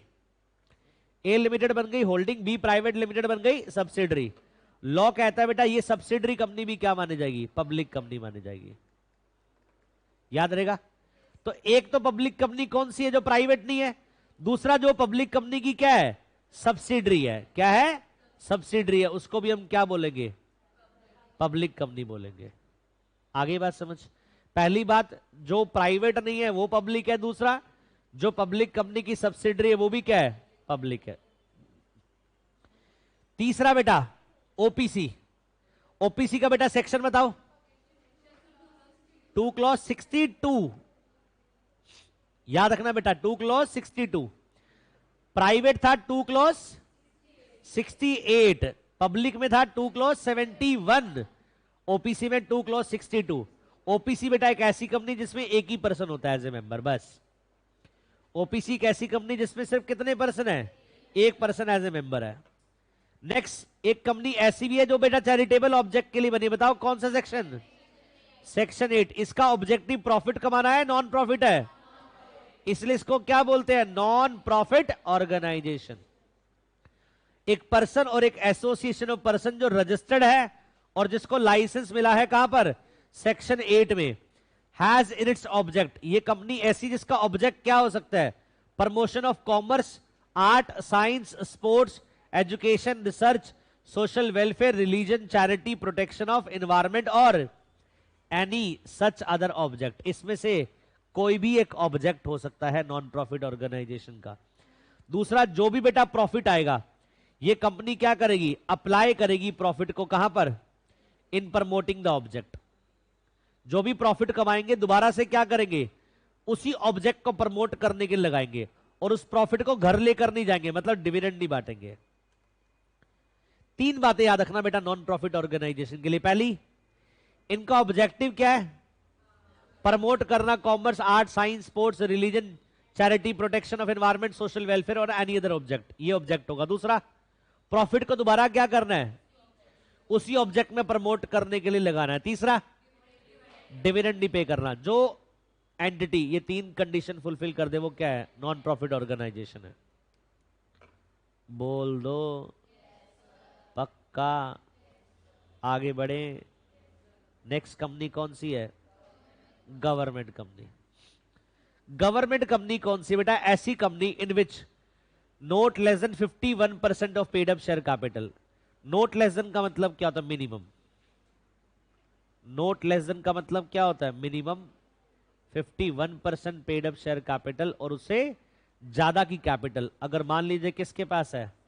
सेंट्रल गवर्नमेंट के पास है, या फिर स्टेट गवर्नमेंट के पास है, या फिर partly by central government partly by state government के पास है। तो मतलब एग्जाम्पल के तौर पर एक कंपनी है जिसका नाम है ए लिमिटेड। इस कंपनी में सेंट्रल गवर्नमेंट, स्टेट गवर्नमेंट या सेंट्रल गवर्नमेंट स्टेट गवर्नमेंट दोनों मिलकर 51% और more than 51% paid up share capital खरीद ले। दोबारा बोल रहा हूं, अगर एक कंपनी है जिसका बेटा कितना 51% या मोर देन 51%, क्या चीज? पेड अप शेयर कैपिटल, अगर किसके पास है? सेंट्रल गवर्नमेंट, स्टेट गवर्नमेंट या दोनों के पास है, पार्टली पार्टली दोनों के पास है, तो उस कंपनी को हम क्या बोलेंगे? गवर्नमेंट कंपनी बोलेंगे। उस कंपनी को क्या बोलेंगे हम? गवर्नमेंट कंपनी बोलेंगे। इतनी बात समझ आ रही है?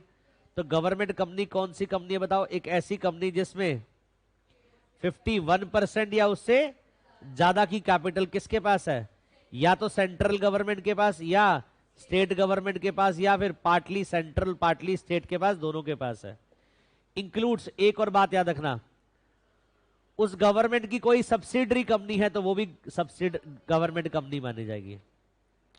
मुझे इस वाले क्वेश्चन में बताओ, ए लिमिटेड गवर्नमेंट कंपनी है, बट अगर ए लिमिटेड के आगे बी लिमिटेड सब्सिडरी कंपनी है तो ये भी गवर्नमेंट कंपनी, बिकॉज यहां पर ए लिमिटेड कौन सी कंपनी है? Government company. और गवर्नमेंट कंपनी की सब्सिडरी कंपनी को भी क्या बोलते हैं? गवर्नमेंट कंपनी बोलते हैं। तो गवर्नमेंट कंपनी दो ही बच्चों, पहली कौन सी? जिसमें ऐसी कंपनी जिसमें 51% कैपिटल गवर्नमेंट के पास हो, एक तो वो कंपनी हुई। दूसरा, जो गवर्नमेंट कंपनी की सब्सिडरी कंपनी हुई, वो भी। दोनों कंपनी को क्या बोलेंगे? गवर्नमेंट कंपनी बोलेंगे। याद रहेगा बच्चों? पहला, ऐसी कंपनी जिसमें 51% पेड अप शेयर कैपिटल और more than 51% paid up share capital या तो सेंट्रल गवर्नमेंट के पास है, या स्टेट गवर्नमेंट के पास है, या फिर पार्टली सेंट्रल और पार्टली स्टेट गवर्नमेंट के पास है, वो कंपनी कौन सी है? Government company. दूसरा, उस गवर्नमेंट कंपनी की आगे कोई सब्सिडरी कंपनी है तो वो भी क्या है? गवर्नमेंट कंपनी है। अच्छा, फॉरेन गवर्नमेंट कंपनी की डेफिनेशन का सेक्शन लिखो, 2 क्लॉज 45। चलो एक बार सेक्शन बताओ, पहले कंपनी का सेक्शन बताओ। 2 clause 20 private company, 2 clause 68 public, 2 clause 71 OPC, 2 clause 62। अच्छा, इसके अलावा non profit organisation section 8, government company 2 clause 45। याद हो रहा है? नेक्स्ट कौन सी बताओ? फॉरेन सेक्शन बताओ, 2 क्लॉज 42। 2 क्लॉज 42 में क्या है? Foreign company. अच्छा, फॉरेन कंपनी कौन सी होती है? कह रहा है फॉरेन कंपनी का मतलब एनी कंपनी और body corporate incorporated outside India. जो कंपनी कहां बनी है? सर एग्जांपल के तौर पर गूगल, गूगल कहां बनी है? यूएसए बेस्ड कंपनी, इंडिया की नहीं है। अच्छा, एप्पल कहां बनी है? यूएसए बेस्ड कंपनी है, इंडियन कंपनी नहीं है। तो एक ऐसी कंपनी, एक ऐसी बॉडी कॉर्पोरेट जो इनकॉर्पोरेट कहां हुई है, रजिस्टर्ड कहां हुई है? Outside India. Which has a place of business in India. क्या गूगल का ऑफिस इंडिया में नहीं है? यस। प्लेस ऑफ बिजनेस कहां है? इंडिया में है। वेदर बाय इटसेल्फ और थ्रू एजेंट, चाहे वो खुद ऑपरेट कर रहे हैं, चाहे एजेंट के थ्रू ऑपरेट कर रहे हैं, चाहे इंडिया में फिजिकली ऑपरेट कर रहे हैं, चाहे इलेक्ट्रॉनिक मोड में ऑपरेट कर रहे हैं, और इंडिया में बिजनेस एक्टिविटी कंडक्ट कर रहे हैं। क्या कर रहे हैं? Business activity. तो फॉरेन कंपनी एक बार दोबारा बताइए, फॉरेन कंपनी कौन सी है? ऐसी company which is incorporated outside India, जो बनी कहां है? Outside India, and has place of business in India. जो इनकॉर्पोरेट कहां हुई है? आउटसाइड इंडिया, बट उसका एक प्लेस ऑफ बिजनेस कहां है? इंडिया में भी है। उसका एक प्लेस ऑफ बिजनेस कहां है? इंडिया में, चाहे इटसेल्फ, चाहे थ्रू एजेंट, चाहे फिजिकली, चाहे इलेक्ट्रॉनिकली, और क्या कंडक्ट कर रहे हैं इंडिया में? Business activity. उस कंपनी को क्या बोलेंगे? Foreign company. तो एक कंपनी जो मध्य प्रदेश में बनी है, एक कंपनी जो गुजरात में बनी है, क्या वो फॉरेन कंपनी हुई? नहीं। बट एक कंपनी जो पेरिस में बनी है, क्या वो फॉरेन कंपनी है? नहीं। उसका प्लेस ऑफ बिजनेस अगर इंडिया में है तभी वो फॉरेन कंपनी है। इनकॉर्पोरेशन बाहर है बट एक प्लेस ऑफ बिजनेस भी कहां है? इंडिया में है।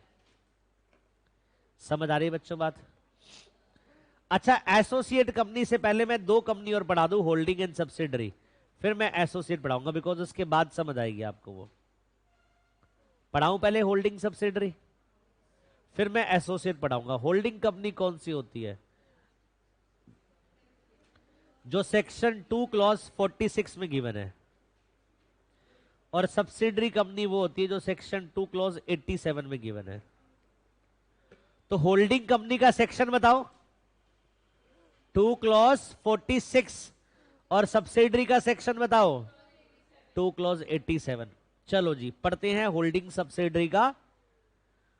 Holding company and subsidiary company का रिलेशन कैसे आता? देखिए जी बेटा, कह रहा जी सब्सिडरी कंपनी और subsidiary in relation to any other company means a company in which holding company. Subsidiary company वो है जिसमें होल्डिंग कंपनी क्या करती है? कंट्रोल करती है composition of board of director. ऊपर मुंह करो।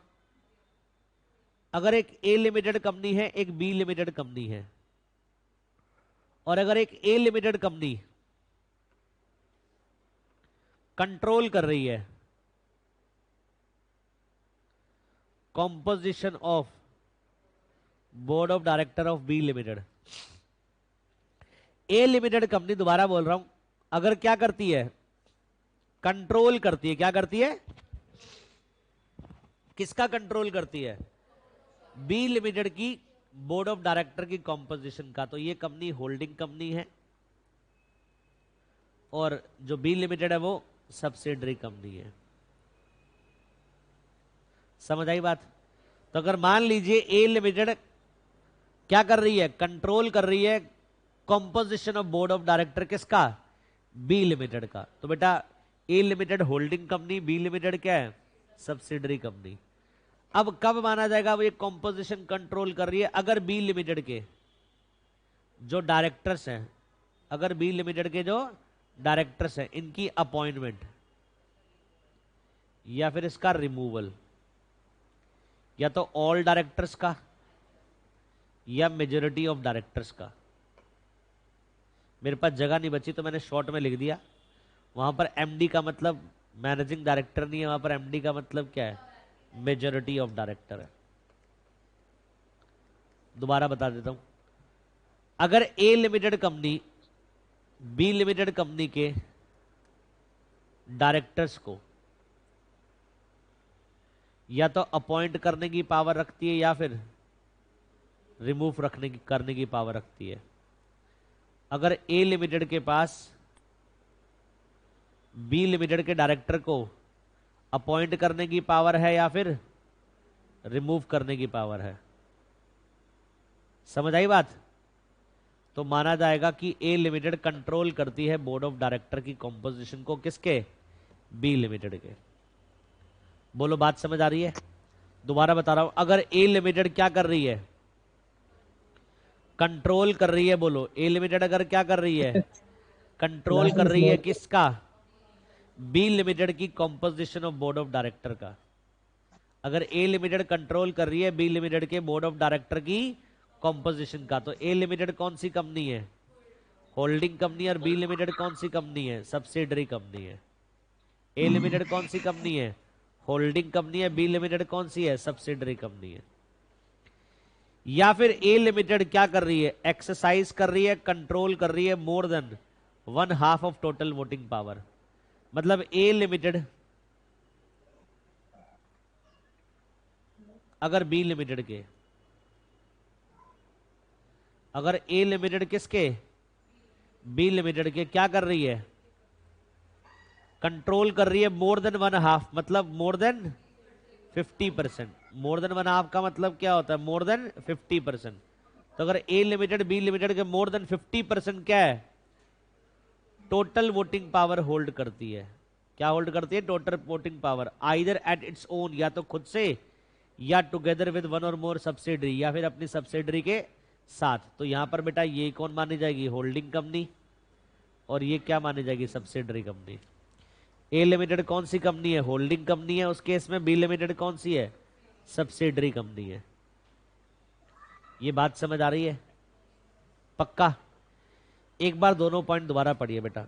कौन से? पहला कौन सा पॉइंट है बताइए?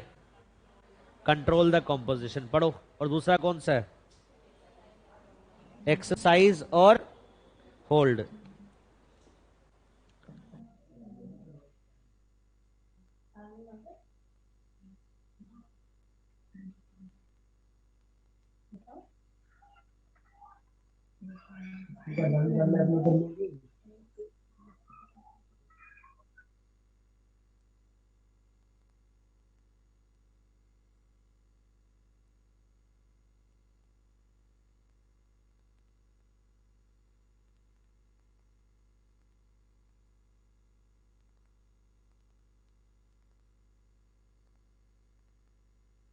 तो बेटा एक कंपनी, याद रखना होल्डिंग सब्सिडरी का रिलेशन बिटवीन कंपनीज आता है। किसके बीच आता है? और कब आता है बेटा रिलेशन? जब एक कंपनी कंट्रोल कर रही हो, मतलब composition of board of director. और कंट्रोल का मतलब हमने पढ़ा कैसे आता है कंट्रोल? जब एक कंपनी क्या कर रही हो? या तो अपॉइंट कर रही हो या फिर रिमूव कर रही हो। बताओ कितने डायरेक्टर? मेजोरिटी ऑफ डायरेक्टर या फिर ऑल डायरेक्टर्स। तो बेटा कौन सा रिलेशन माना जाएगा? Holding subsidiary. दूसरा, या फिर एक कंपनी दूसरी कंपनी के more than 50% total voting power hold कर रही हो, तब भी कौन सा रिलेशन आएगा? होल्डिंग सब्सिडरी का। आ रही बात समझ? अगर मान लीजिए होल्डिंग सब्सिडरी का रिलेशन ए लिमिटेड बी लिमिटेड में आ गया, बट बी लिमिटेड ने आगे शेयर खरीद लिए सी लिमिटेड के, और बेटा वो बी लिमिटेड की क्या बन गई? सब्सिडरी बन गई। और बी लिमिटेड क्या हो गया? खुद होल्डिंग बन गई अब। और सी लिमिटेड उसकी क्या बन गई? सब्सिडरी। तो लॉ कहता है अगर सब्सिडरी कंपनी की कोई सब्सिडरी है तो ये बी लिमिटेड की सब्सिडरी के अलावा ए लिमिटेड की सब्सिडरी भी मानी जाएगी। और ऐसी मैक्सिमम 2 लेयर अलाउड है बेटा, इससे ज्यादा अलाउड नहीं है। ऐसी लेयर्स अगर बन रही है तो कितनी सब्सिडरी अलाउड है? इसका मतलब अगर सी लिमिटेड के आगे डी लिमिटेड भी सब्सिडरी है, सी लिमिटेड के आगे सब्सिडरी कौन है? D limited. तो कायदे से देखा जाए तो सी लिमिटेड होल्डिंग हो गई अब, और डी लिमिटेड क्या हो गई? सब्सिडरी। बट ये डी लिमिटेड अब ए लिमिटेड की सब्सिडरी नहीं मानी जाएगी, बिकॉज 2 ही लेयर अलाउड है। इसकी 2 लेयर की बात करें तो B limited C limited 2 layer पूरी हो चुकी है। पर डी लिमिटेड सी लिमिटेड की भी सब्सिडरी मानी जाएगी और बी की भी मानी जाएगी, ए की नहीं मानी जाएगी। क्यों? क्योंकि 2 लेयर तक अलाउड है। समझ आ गई बात? तो मैक्सिमम कितने लेयर ऑफ सब्सिडरीज अलाउड होती है? 2 layer of subsidiary maximum allowed होती है। आ रही है बात समझ? चलिए बेटा आगे देखिए। होल्डिंग सब्सिडरी का पढ़ने के बाद अब बेटा किसकी बात आती है? एसोसिएट। एसोसिएट का सेक्शन है 2 क्लॉज 6। 2 क्लॉज 6 में बेटा क्या दे रखी है? एसोसिएट कंपनी दे रखी है। और एसोसिएट कंपनी का मतलब सुनो बेटा, कह रहा है associate company in relation to another company means a company. Associate अगर हम किसी दूसरे कंपनी के रिलेशन में बात करें तो means a company in which that other company has a significant influence, जिसमें क्या हो? सिग्निफिकेंट इन्फ्लुएंस हो। एग्जाम्पल के तौर पर सुनना, एक ए लिमिटेड कंपनी है और एक मान लीजिए बी लिमिटेड कंपनी है। 2 कंपनी होगी बेटा। अगर एक ए लिमिटेड कंपनी का बी लिमिटेड के ऊपर सिग्निफिकेंट इन्फ्लुएंस हो, मैंने वर्ड क्या यूज करा?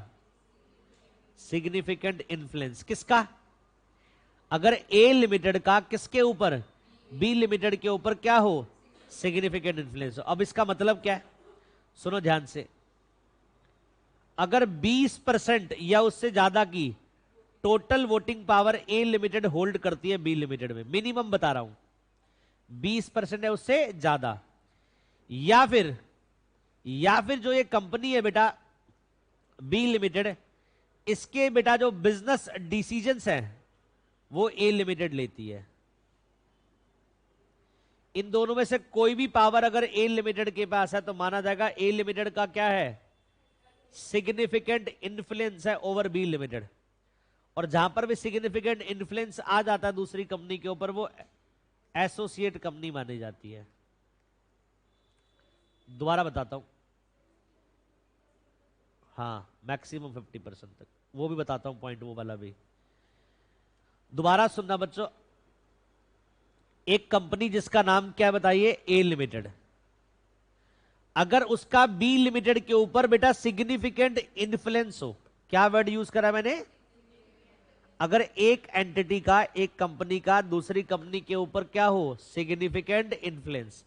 अब सवाल उठता है सिग्निफिकेंट इन्फ्लुएंस क्या होता है, या तो ए लिमिटेड 20% या उससे ज्यादा के टोटल वोटिंग पावर के शेयर होल्ड करता हो बी लिमिटेड में, या फिर ए लिमिटेड बी लिमिटेड के बिजनेस डिसीजन लेता हो। इन दोनों में से कोई भी पावर ए लिमिटेड होल्ड करती है किसमें, बी लिमिटेड में, तो माना जाएगा A limited is having significant influence over B limited.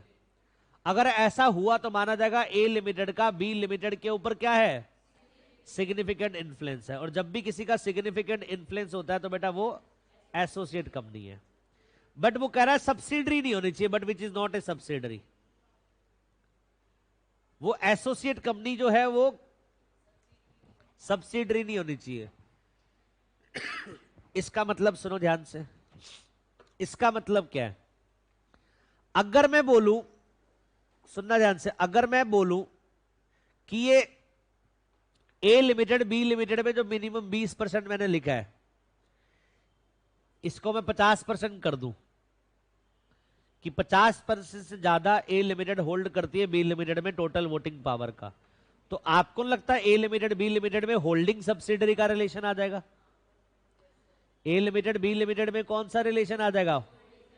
कह रहा है वो नहीं होना चाहिए, which is not a subsidiary company, मतलब वो नहीं होना चाहिए, सब्सिडरी का रिलेशन नहीं आना चाहिए एसोसिएट के साथ।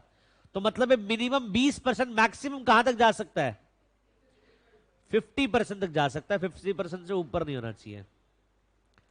मतलब अगर ए लिमिटेड बी लिमिटेड में 20% टोटल वोटिंग पावर होल्ड करता है या फिर 20 से ज्यादा होल्ड करता है, बट अप टू मैक्सिमम कितना, 50, मैक्सिमम कितना, अप टू 50, तभी तक क्या माना जाएगा बेटा, एसोसिएट रिलेशन माना जाएगा। इससे ऊपर होल्ड करेगा तो बेटा वो सब्सिडरी का रिलेशन आ जाएगा।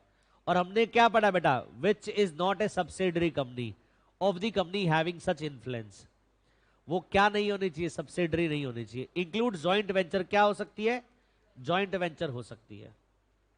समझ आ गई बात? तो एक बार दोबारा बताओ, एसोसिएट कंपनी का रिलेशन कैसे आता है?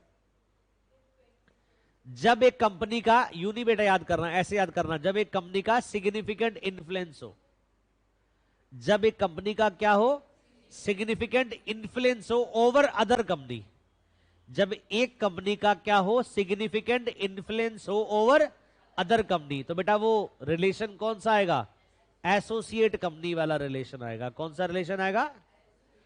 अब बेटा वो एसोसिएट के सिग्निफिकेंट इन्फ्लुएंस की डेफिनेशन बताई गई है।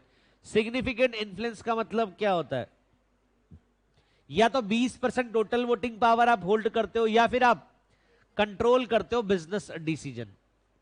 तो दोनों में से कोई भी पावर अगर आपके पास है तो माना जाएगा आपके पास क्या है, सिग्निफिकेंट इन्फ्लुएंस है। और जहां पर आपके पास सिग्निफिकेंट इन्फ्लुएंस हुआ वहां पर आपके पास एसोसिएट रिलेशन आ गया।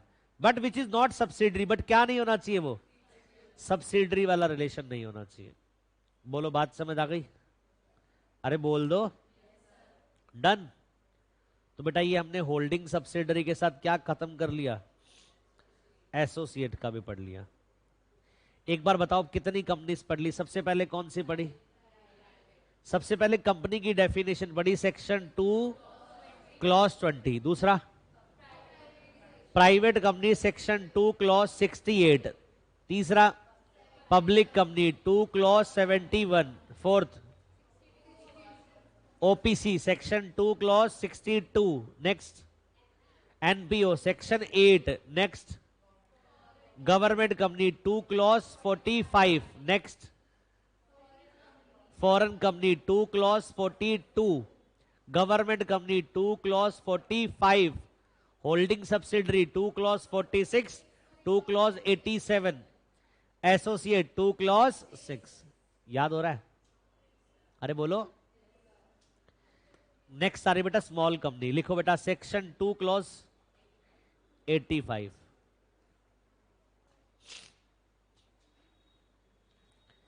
स्मॉल कंपनी कौन सी बेटा? 2 क्लॉज 85। अब हम स्मॉल कंपनी के बारे में पढ़ने वाले। स्मॉल कंपनी क्या होती है? सुनो बेटा, स्मॉल कंपनी का मतलब एक ऐसी company other than a public company, जो क्या नहीं है? अदर देन पब्लिक कंपनी, जो पब्लिक नहीं है। तो बची कौन सी? प्राइवेट। स्मॉल कंपनी का मतलब एक ऐसी कंपनी जो अदर देन पब्लिक, जो पब्लिक के अलावा है, मतलब कौन सी है? प्राइवेट है।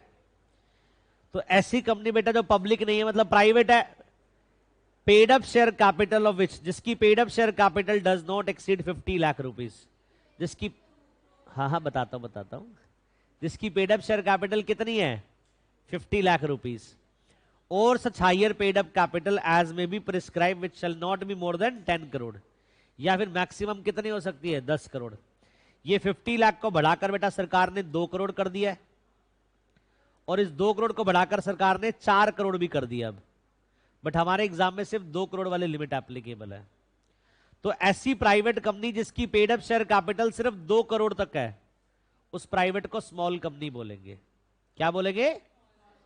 ऐसी प्राइवेट कंपनी जिसकी पेड अप कैपिटल कितने तक है? 2 करोड़ तक है, उसको क्या बोलेंगे? स्मॉल। और ऐसी प्राइवेट कंपनी जिसकी पेड अप कैपिटल 2 करोड़ से ऊपर है, वो प्राइवेट कंपनी स्मॉल कंपनी नहीं है, वो प्राइवेट है। अब सर फायदा क्या है प्राइवेट अगर स्मॉल बन गई? तो कुछ एग्जम्पशंस मिल जाती है लॉ में। लॉ मेकर ने प्राइवेट को भी कैटेगराइज कर दे, एक वो प्राइवेट जो स्मॉल है और एक वो प्राइवेट जो स्मॉल नहीं है। अब जो प्राइवेट स्मॉल है उसको और बहुत सारे सेक्शन से लॉ मेकर ने एग्जम्प्ट कर दिया कि आपके ऊपर ये सेक्शन अप्लाई ही नहीं होंगे। और जो प्राइवेट स्मॉल नहीं है उनके ऊपर वो सेक्शन आज भी क्या है? लगते हैं। समझ आई बच्चों बात? तो ऐसी प्राइवेट कंपनी जिसका पेड अप कैपिटल कितना है बताइए? अप टू 2 करोड़ तक, बेटा वो क्या मानी जाएगी? स्मॉल। एंड जिसका turnover as per last profit and loss account for immediately preceding financial year does not exceed 2 crore rupees. ये 2 करोड़ बढ़कर कितना हो चुका है? 20 करोड़। और ये 20 करोड़ बढ़कर 40 करोड़ भी हो चुका है। बट हमारे सिलेबस में भी सिर्फ कितना लिमिट है? 20 करोड़। या फिर हायर अमाउंट, ये मैक्सिमम कहां तक जा सकता है? 100 करोड़। तो अब सुनो बेटा ध्यान से, एक ऐसी प्राइवेट कंपनी जिसका पेड अप शेयर कैपिटल कितना है? जिसका paid up share capital up to 2 crore तक है। कितना है? इससे ऊपर नहीं। एंड जिसका टर्नओवर कितना है? Up to 20 crore. दोबारा बोल रहा हूं, ऐसी प्राइवेट कंपनी जिसका पेड अप शेयर कैपिटल कितना है? Up to 2 crore. 2 करोड़ नहीं बेटा, अप टू 2 करोड़ तक है। एंड टर्नओवर कितना है? अप टू 20 करोड़, मतलब 20 करोड़ तक का है। उस प्राइवेट को हम क्या मानेंगे? स्मॉल। अब जिस प्राइवेट की बेटा या तो पेड अप कैपिटल 2 करोड़ से ज्यादा या फिर टर्नओवर 20 करोड़ से ज्यादा हो जाए, वो प्राइवेट क्या नहीं है? स्मॉल नहीं है। वो प्राइवेट को स्मॉल वाली एग्जम्पशन नहीं मिलेगी, वो प्राइवेट है। तो एक प्राइवेट स्मॉल हो गई और एक प्राइवेट स्मॉल नहीं हुई। अब कौन सी प्राइवेट स्मॉल है, कौन सी नहीं है, समझ आ गया? ये बेटा प्राइवेट कंपनी वाले प्रोविजन नहीं लगते बेटा, इंपॉर्टेंट है। अगर कोई होल्डिंग कंपनी है, सब्सिडरी कंपनी है, उसके ऊपर स्मॉल कंपनी वाला प्रोविजन नहीं लगता कभी भी। या फिर कोई कंपनी सेक्शन 8 में रजिस्टर्ड है, नॉन प्रॉफिट ऑर्गेनाइजेशन में, तो बेटा उसके ऊपर भी क्या नहीं लगता? स्मॉल कंपनी वाले प्रोविजन नहीं लगते। या फिर कोई कंपनी या कोई बॉडी कॉर्पोरेट जो किसके द्वारा गवर्नड है? स्पेशल एक्ट द्वारा। कोई ऐसी कंपनी है, कोई ऐसा बॉडी कॉर्पोरेट है जो स्पेशल एक्ट द्वारा गवर्नड है, उसके ऊपर भी क्या नहीं लगता? बोलो। उसके ऊपर भी स्मॉल कंपनी वाले प्रोविजन नहीं लगते। समझ आई बात? चलो एक बार दोबारा बताओ, स्मॉल कंपनी की डेफिनेशन कहां है बताओ? Section 2 clause 85। स्मॉल कंपनी क्या है बताओ, जिसकी पेड अप शेयर कैपिटल कितनी है, up to 2 crore, and turnover कितना है, अप टू 20 करोड़, वो क्या है, स्मॉल है।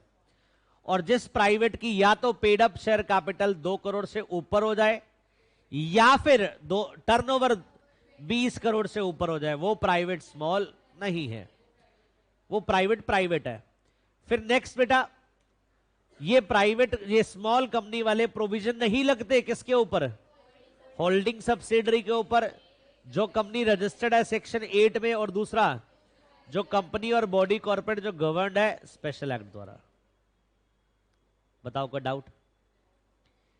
आगे नेक्स्ट कंपनी की तरफ बढ़ते हैं, डोरमेंट कंपनी।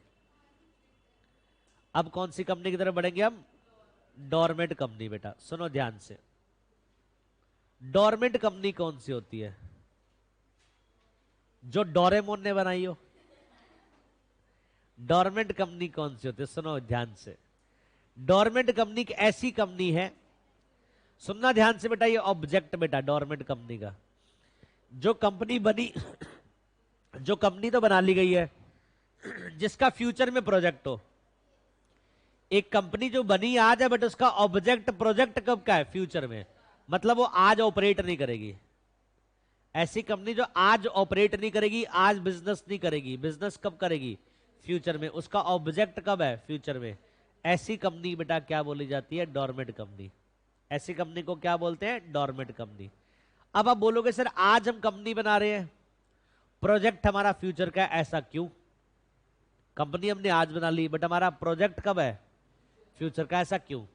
तो बेटा जनरली ऐसी कंपनी इसलिए बनाई जाती है जिनको अपना नाम जो कंपनी का है वो रिजर्व करना। अगर वो 2 साल बाद कंपनी बनाएंगे, 3 साल बाद बनाएंगे, हो सकता है वो नाम उनको फ्यूचर में अवेलेबल ना हो, तो वो कंपनी आज ही बनाकर नाम अपना पक्का करना चाहते हैं, रिजर्व करना चाहते हैं। या कोई कॉपीराइट है कोई ट्रेडमार्क है, कोई इन्वेंशन करिए, कोई पेटेंट है, उसको भी क्या करवाना चाहते हैं, वो आज ही रजिस्टर्ड करवाना चाहते हैं, ताकि वो फ्यूचर में कोई और यूज ना कर ले।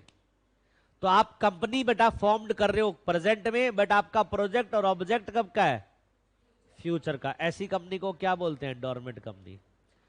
सो where a company is formed and registered for a future project, जहां पर एक कंपनी बनी किसके लिए, फ्यूचर प्रोजेक्ट के लिए, और होल्ड एन एसेट और इंटेलेक्चुअल प्रॉपर्टी, और आज वो क्या करेगी, एसेट होल्ड करेगी, इंटेलेक्चुअल प्रॉपर्टी होल्ड करेगी, and has no significant accounting transaction, और उसके यहां पर क्या नहीं है, कोई सिग्निफिकेंट अकाउंटिंग ट्रांजेक्शन नहीं है।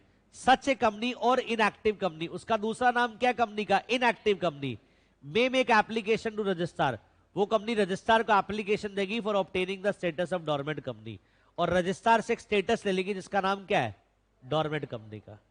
आ रही बात समझ? तो ऐसी कंपनी बेटा जिसका जो बनी तो आज है बेटा, उसका प्रोजेक्ट कब है, फ्यूचर का, आज वो एसेट होल्ड करेगी, इंटेलेक्चुअल प्रॉपर्टीज होल्ड करेगी, और आज उसके यहां पर कोई भी क्या नहीं है, सिग्निफिकेंट अकाउंटिंग ट्रांजैक्शन नहीं है। वो कंपनी एप्लीकेशन देगी किसको, रजिस्ट्रार को, और ऑब्टेन कर लेगी कौन सा स्टेटस, डोरमेंट का। अब ये डोरमेंट का स्टेटस मिलेगा किसको, इनएक्टिव कंपनी को। बेटा बोलो, यहां से क्वेश्चन बनेगा इनएक्टिव कंपनी क्या होती है, जो 3 क्राइटेरिया में से एक क्राइटेरिया में फॉल कर जाए। पहला, ऐसी company which has not been carrying business और ऑपरेशन, ऐसी कंपनी जो क्या नहीं कर रही, बिजनेस ऑपरेशन नहीं कर रही। पहला पॉइंट समझ आ गया, बोलो। दूसरा, ऐसी कंपनी जिसके यहां पर कोई सिग्निफिकेंट अकाउंटिंग ट्रांजैक्शन नहीं है पिछले 2 फाइनेंशियल ईयर से, ऐसी कंपनी जिसके यहां पिछले 2 फाइनेंशियल ईयर से क्या नहीं है, कोई सिग्निफिकेंट अकाउंटिंग ट्रांजैक्शन नहीं है, और has not filed financial statement and annual return during last 2 financial year, और पिछले 2 साल से क्या नहीं हुआ, ना तो कोई फाइनेंशियल स्टेटमेंट और ना ही कोई एनुअल रिटर्न फाइल हुई है पिछले 2 साल से। ऐसी कंपनी जो इन 3 पैरामीटर में से किसी भी एक पैरामीटर में फॉल कर जाती है, उसको इनएक्टिव बोलते हैं। और वो इनएक्टिव कंपनी चाहे तो कौन सा लाइसेंस ले सकती है, डोरमेंट कंपनी का लाइसेंस ले सकती है। समझ आई बात? तो इनएक्टिव बेटा, इनएक्टिव के 3 पॉइंट बताओ। इनएक्टिव कंपनी कौन है, वो कंपनी जो कोई बिजनेस ऑपरेशन नहीं कर रही, वो इनएक्टिव है। दूसरा, जिसके यहां पर कोई सिग्निफिकेंट अकाउंटिंग ट्रांजैक्शन नहीं है पिछले 2 फाइनेंशियल ईयर से। तीसरा, जिसने फाइनेंशियल स्टेटमेंट एनुअल रिटर्न पिछले 2 साल से फाइल नहीं करी। ये 3 पैरामीटर में से कोई भी एक पैरामीटर में फॉल कर जाओ, आपकी कंपनी क्या है? इनएक्टिव। और वो इनएक्टिव कंपनी क्या करेगी? डोरमेंट का लाइसेंस लेगी। In case company which has not filed financial statement or annual return for 2 financial year, registrar shall issue a notice to that company and enter the name of the company in register maintained for dormant company. जो लगातार 2 साल तक financial statement file नहीं करती, registrar खुद से भी उनको क्या कर देता है? डोरमेंट डिक्लेयर कर देता है। अभी हम क्या पढ़ रहे हैं ऊपर वाले पॉइंट में? जो इनएक्टिव है वो खुद क्या करेगी? एप्लीकेशन देगी ना बेटा। हमने क्या पढ़ा? एक इनएक्टिव कंपनी क्या करेगी? एप्लीकेशन देगी रजिस्ट्रार को डोरमेंट कंपनी का लाइसेंस लेने के लिए। ये पढ़ा हमने। अब मैं क्या बता रहा हूं? एक ऐसी कंपनी जो लगातार 2 साल से financial statement annual return registrar को फाइल करनी थी, नहीं करी, रजिस्ट्रार खुद से उस कंपनी का नाम कहां एंटर कर देगी? डोरमेंट कंपनी डिक्लेयर करके डोरमेंट कंपनी के रजिस्टर में डाल देगी। आगे बात समझ। अब ये डोरमेंट कंपनी अगर बेटा प्राइवेट पब्लिक है तो उसके मिनिमम 3 डायरेक्टर चाहिए। अगर ये डोरमेंट कंपनी प्राइवेट है तो उसमें 2 डायरेक्टर चाहिए। और अगर डोरमेंट बेटा 1 पर्सन कंपनी है तो उसमें 1 डायरेक्टर चाहिए। ओपीसी है पे तो 1 डायरेक्टर चाहिए, प्राइवेट है तो 2 चाहिए, पब्लिक है तो 3 चाहिए। अब सुनो, रजिस्ट्रार उस कंपनी का नाम स्ट्राइक ऑफ कर देगा। स्ट्राइक ऑफ मतलब डिसॉल्व कर देगा, अपने रजिस्टर से नाम हटा देगा जिस कंपनी ने इस सेक्शन की रिक्वायरमेंट को फुलफिल नहीं करा। जिस कंपनी ने इस सेक्शन की रिक्वायरमेंट को फुलफिल नहीं करा, कंपनी रजिस्ट्रार चाहे उसको क्या कर सकता है? स्ट्राइक ऑफ भी कर सकता है। स्ट्राइक ऑफ बोले तो डिसॉल्व भी कर सकता है। बोलो, बात समझ आ गई? पक्का? डन? बोलो। ये बेटा हमने क्या पढ़ लिया? Dormant company. अब हम निधि कंपनी पढ़ रहे हैं बेटा। निधि कंपनी कौन सी होती है? निधि कंपनी कैसी कंपनी है? सुनना ध्यान से, जो पॉइंट बता रहा हूं। जो एक ऐसी कंपनी जो इनकॉर्पोरेट हुई है Nidhi with the object of cultivating the habit of thrift and saving amongst its member. याद रखिए यहां से, receiving deposit from and lending to members only. कुछ लोगों ने मिलकर क्या करा? कंपनी बनाई। कुछ लोगों ने मिलकर क्या बनाई? कंपनी बनाई। और उस कंपनी में कैपिटल दी, कुछ कुछ कैपिटल दी और कंपनी के शेयर्स ले लिए। अब वो उस कंपनी के मेंबर बन गए। अब वो जो कंपनी है वो डिपॉजिट भी मेंबर से लेती है और लेंडिंग भी मेंबर को करती है। मेंबर लोग क्या करते हैं? उस निधि कंपनी में एफडी करवा देते हैं, फिक्स डिपॉजिट, रेकरिंग डिपॉजिट करवा देते हैं। तो डिपॉजिट भी किसको दिया? कंपनी को दिया। और जब कल को लोन चाहिए तो वो निधि कंपनी लेंडिंग भी किसको करेगी? मेंबर को करेगी। तो एक ऐसी जैसे बैंक से बेटा, बैंक्स तो किसी के साथ भी डील करते हैं। मैं बैंक्स का मेंबर थोड़ी हूं, फिर भी बैंक मेरे को क्या करते हैं? लोन प्रोवाइड कर देंगे। बट निधि कंपनी ऐसी नहीं। निधि कंपनी क्या करेगी? मेंबर से ही डिपॉजिट लेती है, मेंबर को ही लेंडिंग करती है। आ रही बात समझ? अरे बोल दो। और इसके लिए रूल्स बनाए गए निधि कंपनी के लिए सीजी द्वारा। वो रूल्स कंप्लाई करने पड़ता है निधि कंपनी को। निधि रूल्स है। नहीं, निधि कंपनी बेटा अलग है। वो तो इंश्योरेंस कंपनी में आ गई, एलआईसी। बहुत सारी निधि कंपनी, तुम गूगल पे डाल के देखो, तुम मिलकर क्या कर सकते हो? एक पब्लिक कंपनी बना लो। निधि कंपनी बनाने के लिए एक पब्लिक कंपनी होनी चाहिए। 7 लोग मिलकर एक कंपनी बनाओ जिसका जो निधि कंपनी में रजिस्टर्ड होगी। उसका काम क्या होगा? वो पहले मेंबर से कैपिटल ले लेगी और आप लोग फिर कंपनी को ही क्या करोगे? जैसे बैंक में एफडी करवाते हो, एफडी करवा दो बैंक कंपनी के पास। कंपनी में आपको ब्याज भी देगी उस पे।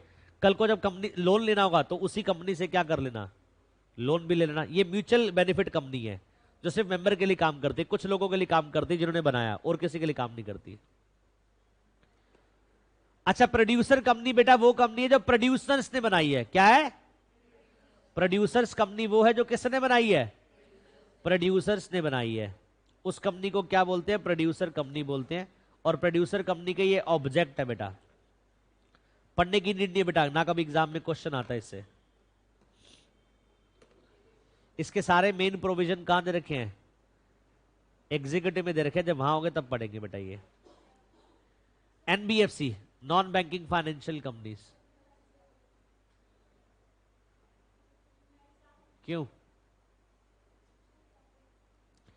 अब हमें क्या पढ़ना है? नॉन बैंकिंग फाइनेंशियल कंपनी, जिसको हम क्या बोलते हैं? एनबीएफसी। क्या बोलते हैं इसको? तो एनबीएफसी क्या होती है? Non banking financial company. नाम से देखो बेटा, नॉन बैंकिंग क्या नहीं है, ये बैंक नहीं है, बट क्या है? Financial company. तो कैसी कंपनी जो नॉन बैंकिंग, बैंक्स तो नहीं है बट क्या है? फाइनेंशियल कंपनी है। तो non banking financial company is a company, ये कैसी कंपनी है? Registered under companies act. जो कहां रजिस्टर्ड हुई है? कंपनीज एक्ट में। Engages in the business of loans and advances. और ये क्या कर रही है? कौन सा बिजनेस कर रही है?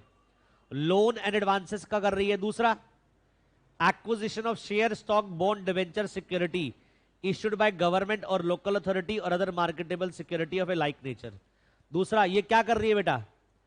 एक्विजिशन का काम कर रही है। शेयर खरीद लिए, डिवेंचर खरीद लिए, बॉन्ड खरीद लिए। पहला इसका ऑब्जेक्ट क्या हो सकता है? Loan advances. दूसरा, इन्वेस्टमेंट, एक्विजिशन करना, शेयर, डिवेंचर, बॉन्ड खरीदना। तीसरा, इसका तीसरा काम क्या हो सकता है? लीजिंग। फोर्थ, इसका क्या काम हो सकता है? Higher purchase. फिफ्थ, इसका काम क्या हो सकता है? इंश्योरेंस। नेक्स्ट, इसका काम क्या हो सकता है? Chit fund. ये एग्जाम में क्वेश्चन बेटा आएगा। चिट बेटा बिजनेस क्या? चिट फंड चलते हैं। अनुराधा चिट फंड नहीं था, फिर लक्ष्मी चिट फंड था, फिर हेरा फेरी में चिट फंड होता है। पैसे लेकर क्या करते हैं? वो प्रॉमिस करते हैं कि हम आपको इतना पैसा देंगे। नहीं, भाग नहीं जाते, वो तो मूवी में दिखाया गया था। देखो, एनबीएफसी एक ऐसी कंपनी है जिसका ऑब्जेक्ट याद रखना, जिसका काम क्या क्या होगा बताओ? Business of loans and advance, पहला काम ये है इसका। दूसरा, acquisition of share, debenture, stock, bond, दूसरा काम ये है। तीसरा, leasing. Fourth, hire purchase. Fifth, insurance. Fifth, chit fund. ये सब इसके ऑब्जेक्ट हो सकते हैं। डज नॉट इंक्लूड, क्या नहीं हो सकता? Host principal business that of agriculture, agriculture इसका बिजनेस नहीं हो सकता। इंडस्ट्रियल एक्टिविटी नहीं हो सकती। सेल परचेज ऑफ गुड्स, और इसके अलावा cell purchase of immovable property. ऊपर सेल परचेज ऑफ क्या हो रहा था? मूवेबल गुड्स, और नीचे सेल परचेज क्या हो रहा है? Immovable goods. तो क्या क्या नहीं हो सकता इसका ऑब्जेक्ट?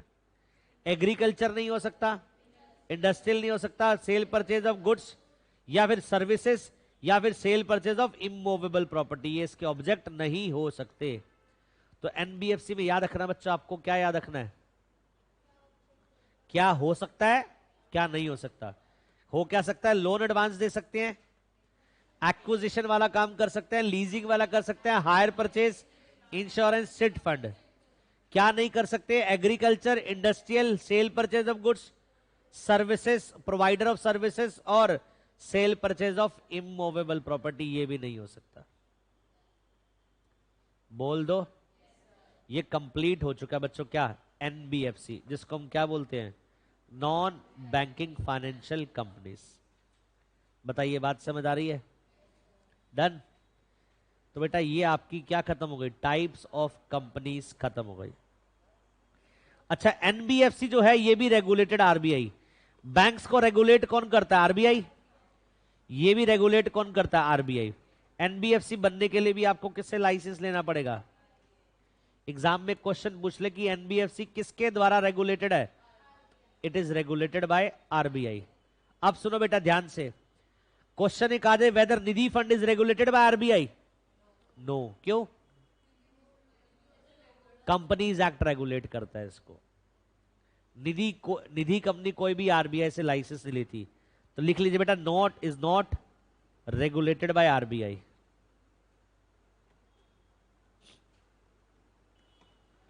अच्छा, किसके द्वारा रेगुलेटेड है बताओ? रेगुलेटेड बाय, बताओ, by companies act plus Nidhi rules, जो रूल्स बनाए गए सीजी द्वारा। समझ आ रही है बात? तो NBFC is regulated by RBI, but whereas Nidhi company is not regulated by RBI. कोई डाउट बच्चों? ये बेटा हमारा कंप्लीट हो चुका है। कौन सा में पार्ट? कंपनीज एक्ट नहीं लगता? जोर से बोलो बेटा, क्या पूछ रहे हो? सर, जो एनबीएफसी है उसमें कंपनीज एक्ट नहीं लगता फिर? एनबीएफसी के ऊपर भी कंपनीज एक्ट लगता है, वो भी कंपनी है तो कंपनीज एक्ट लगेगा। मैंने बोला रेगुलेटेड, इनके लिए आरबीआई ने रेगुलेशन बना रखी है, बिजनेस आरबीआई के रेगुलेशन के अकॉर्डिंगली करते हैं।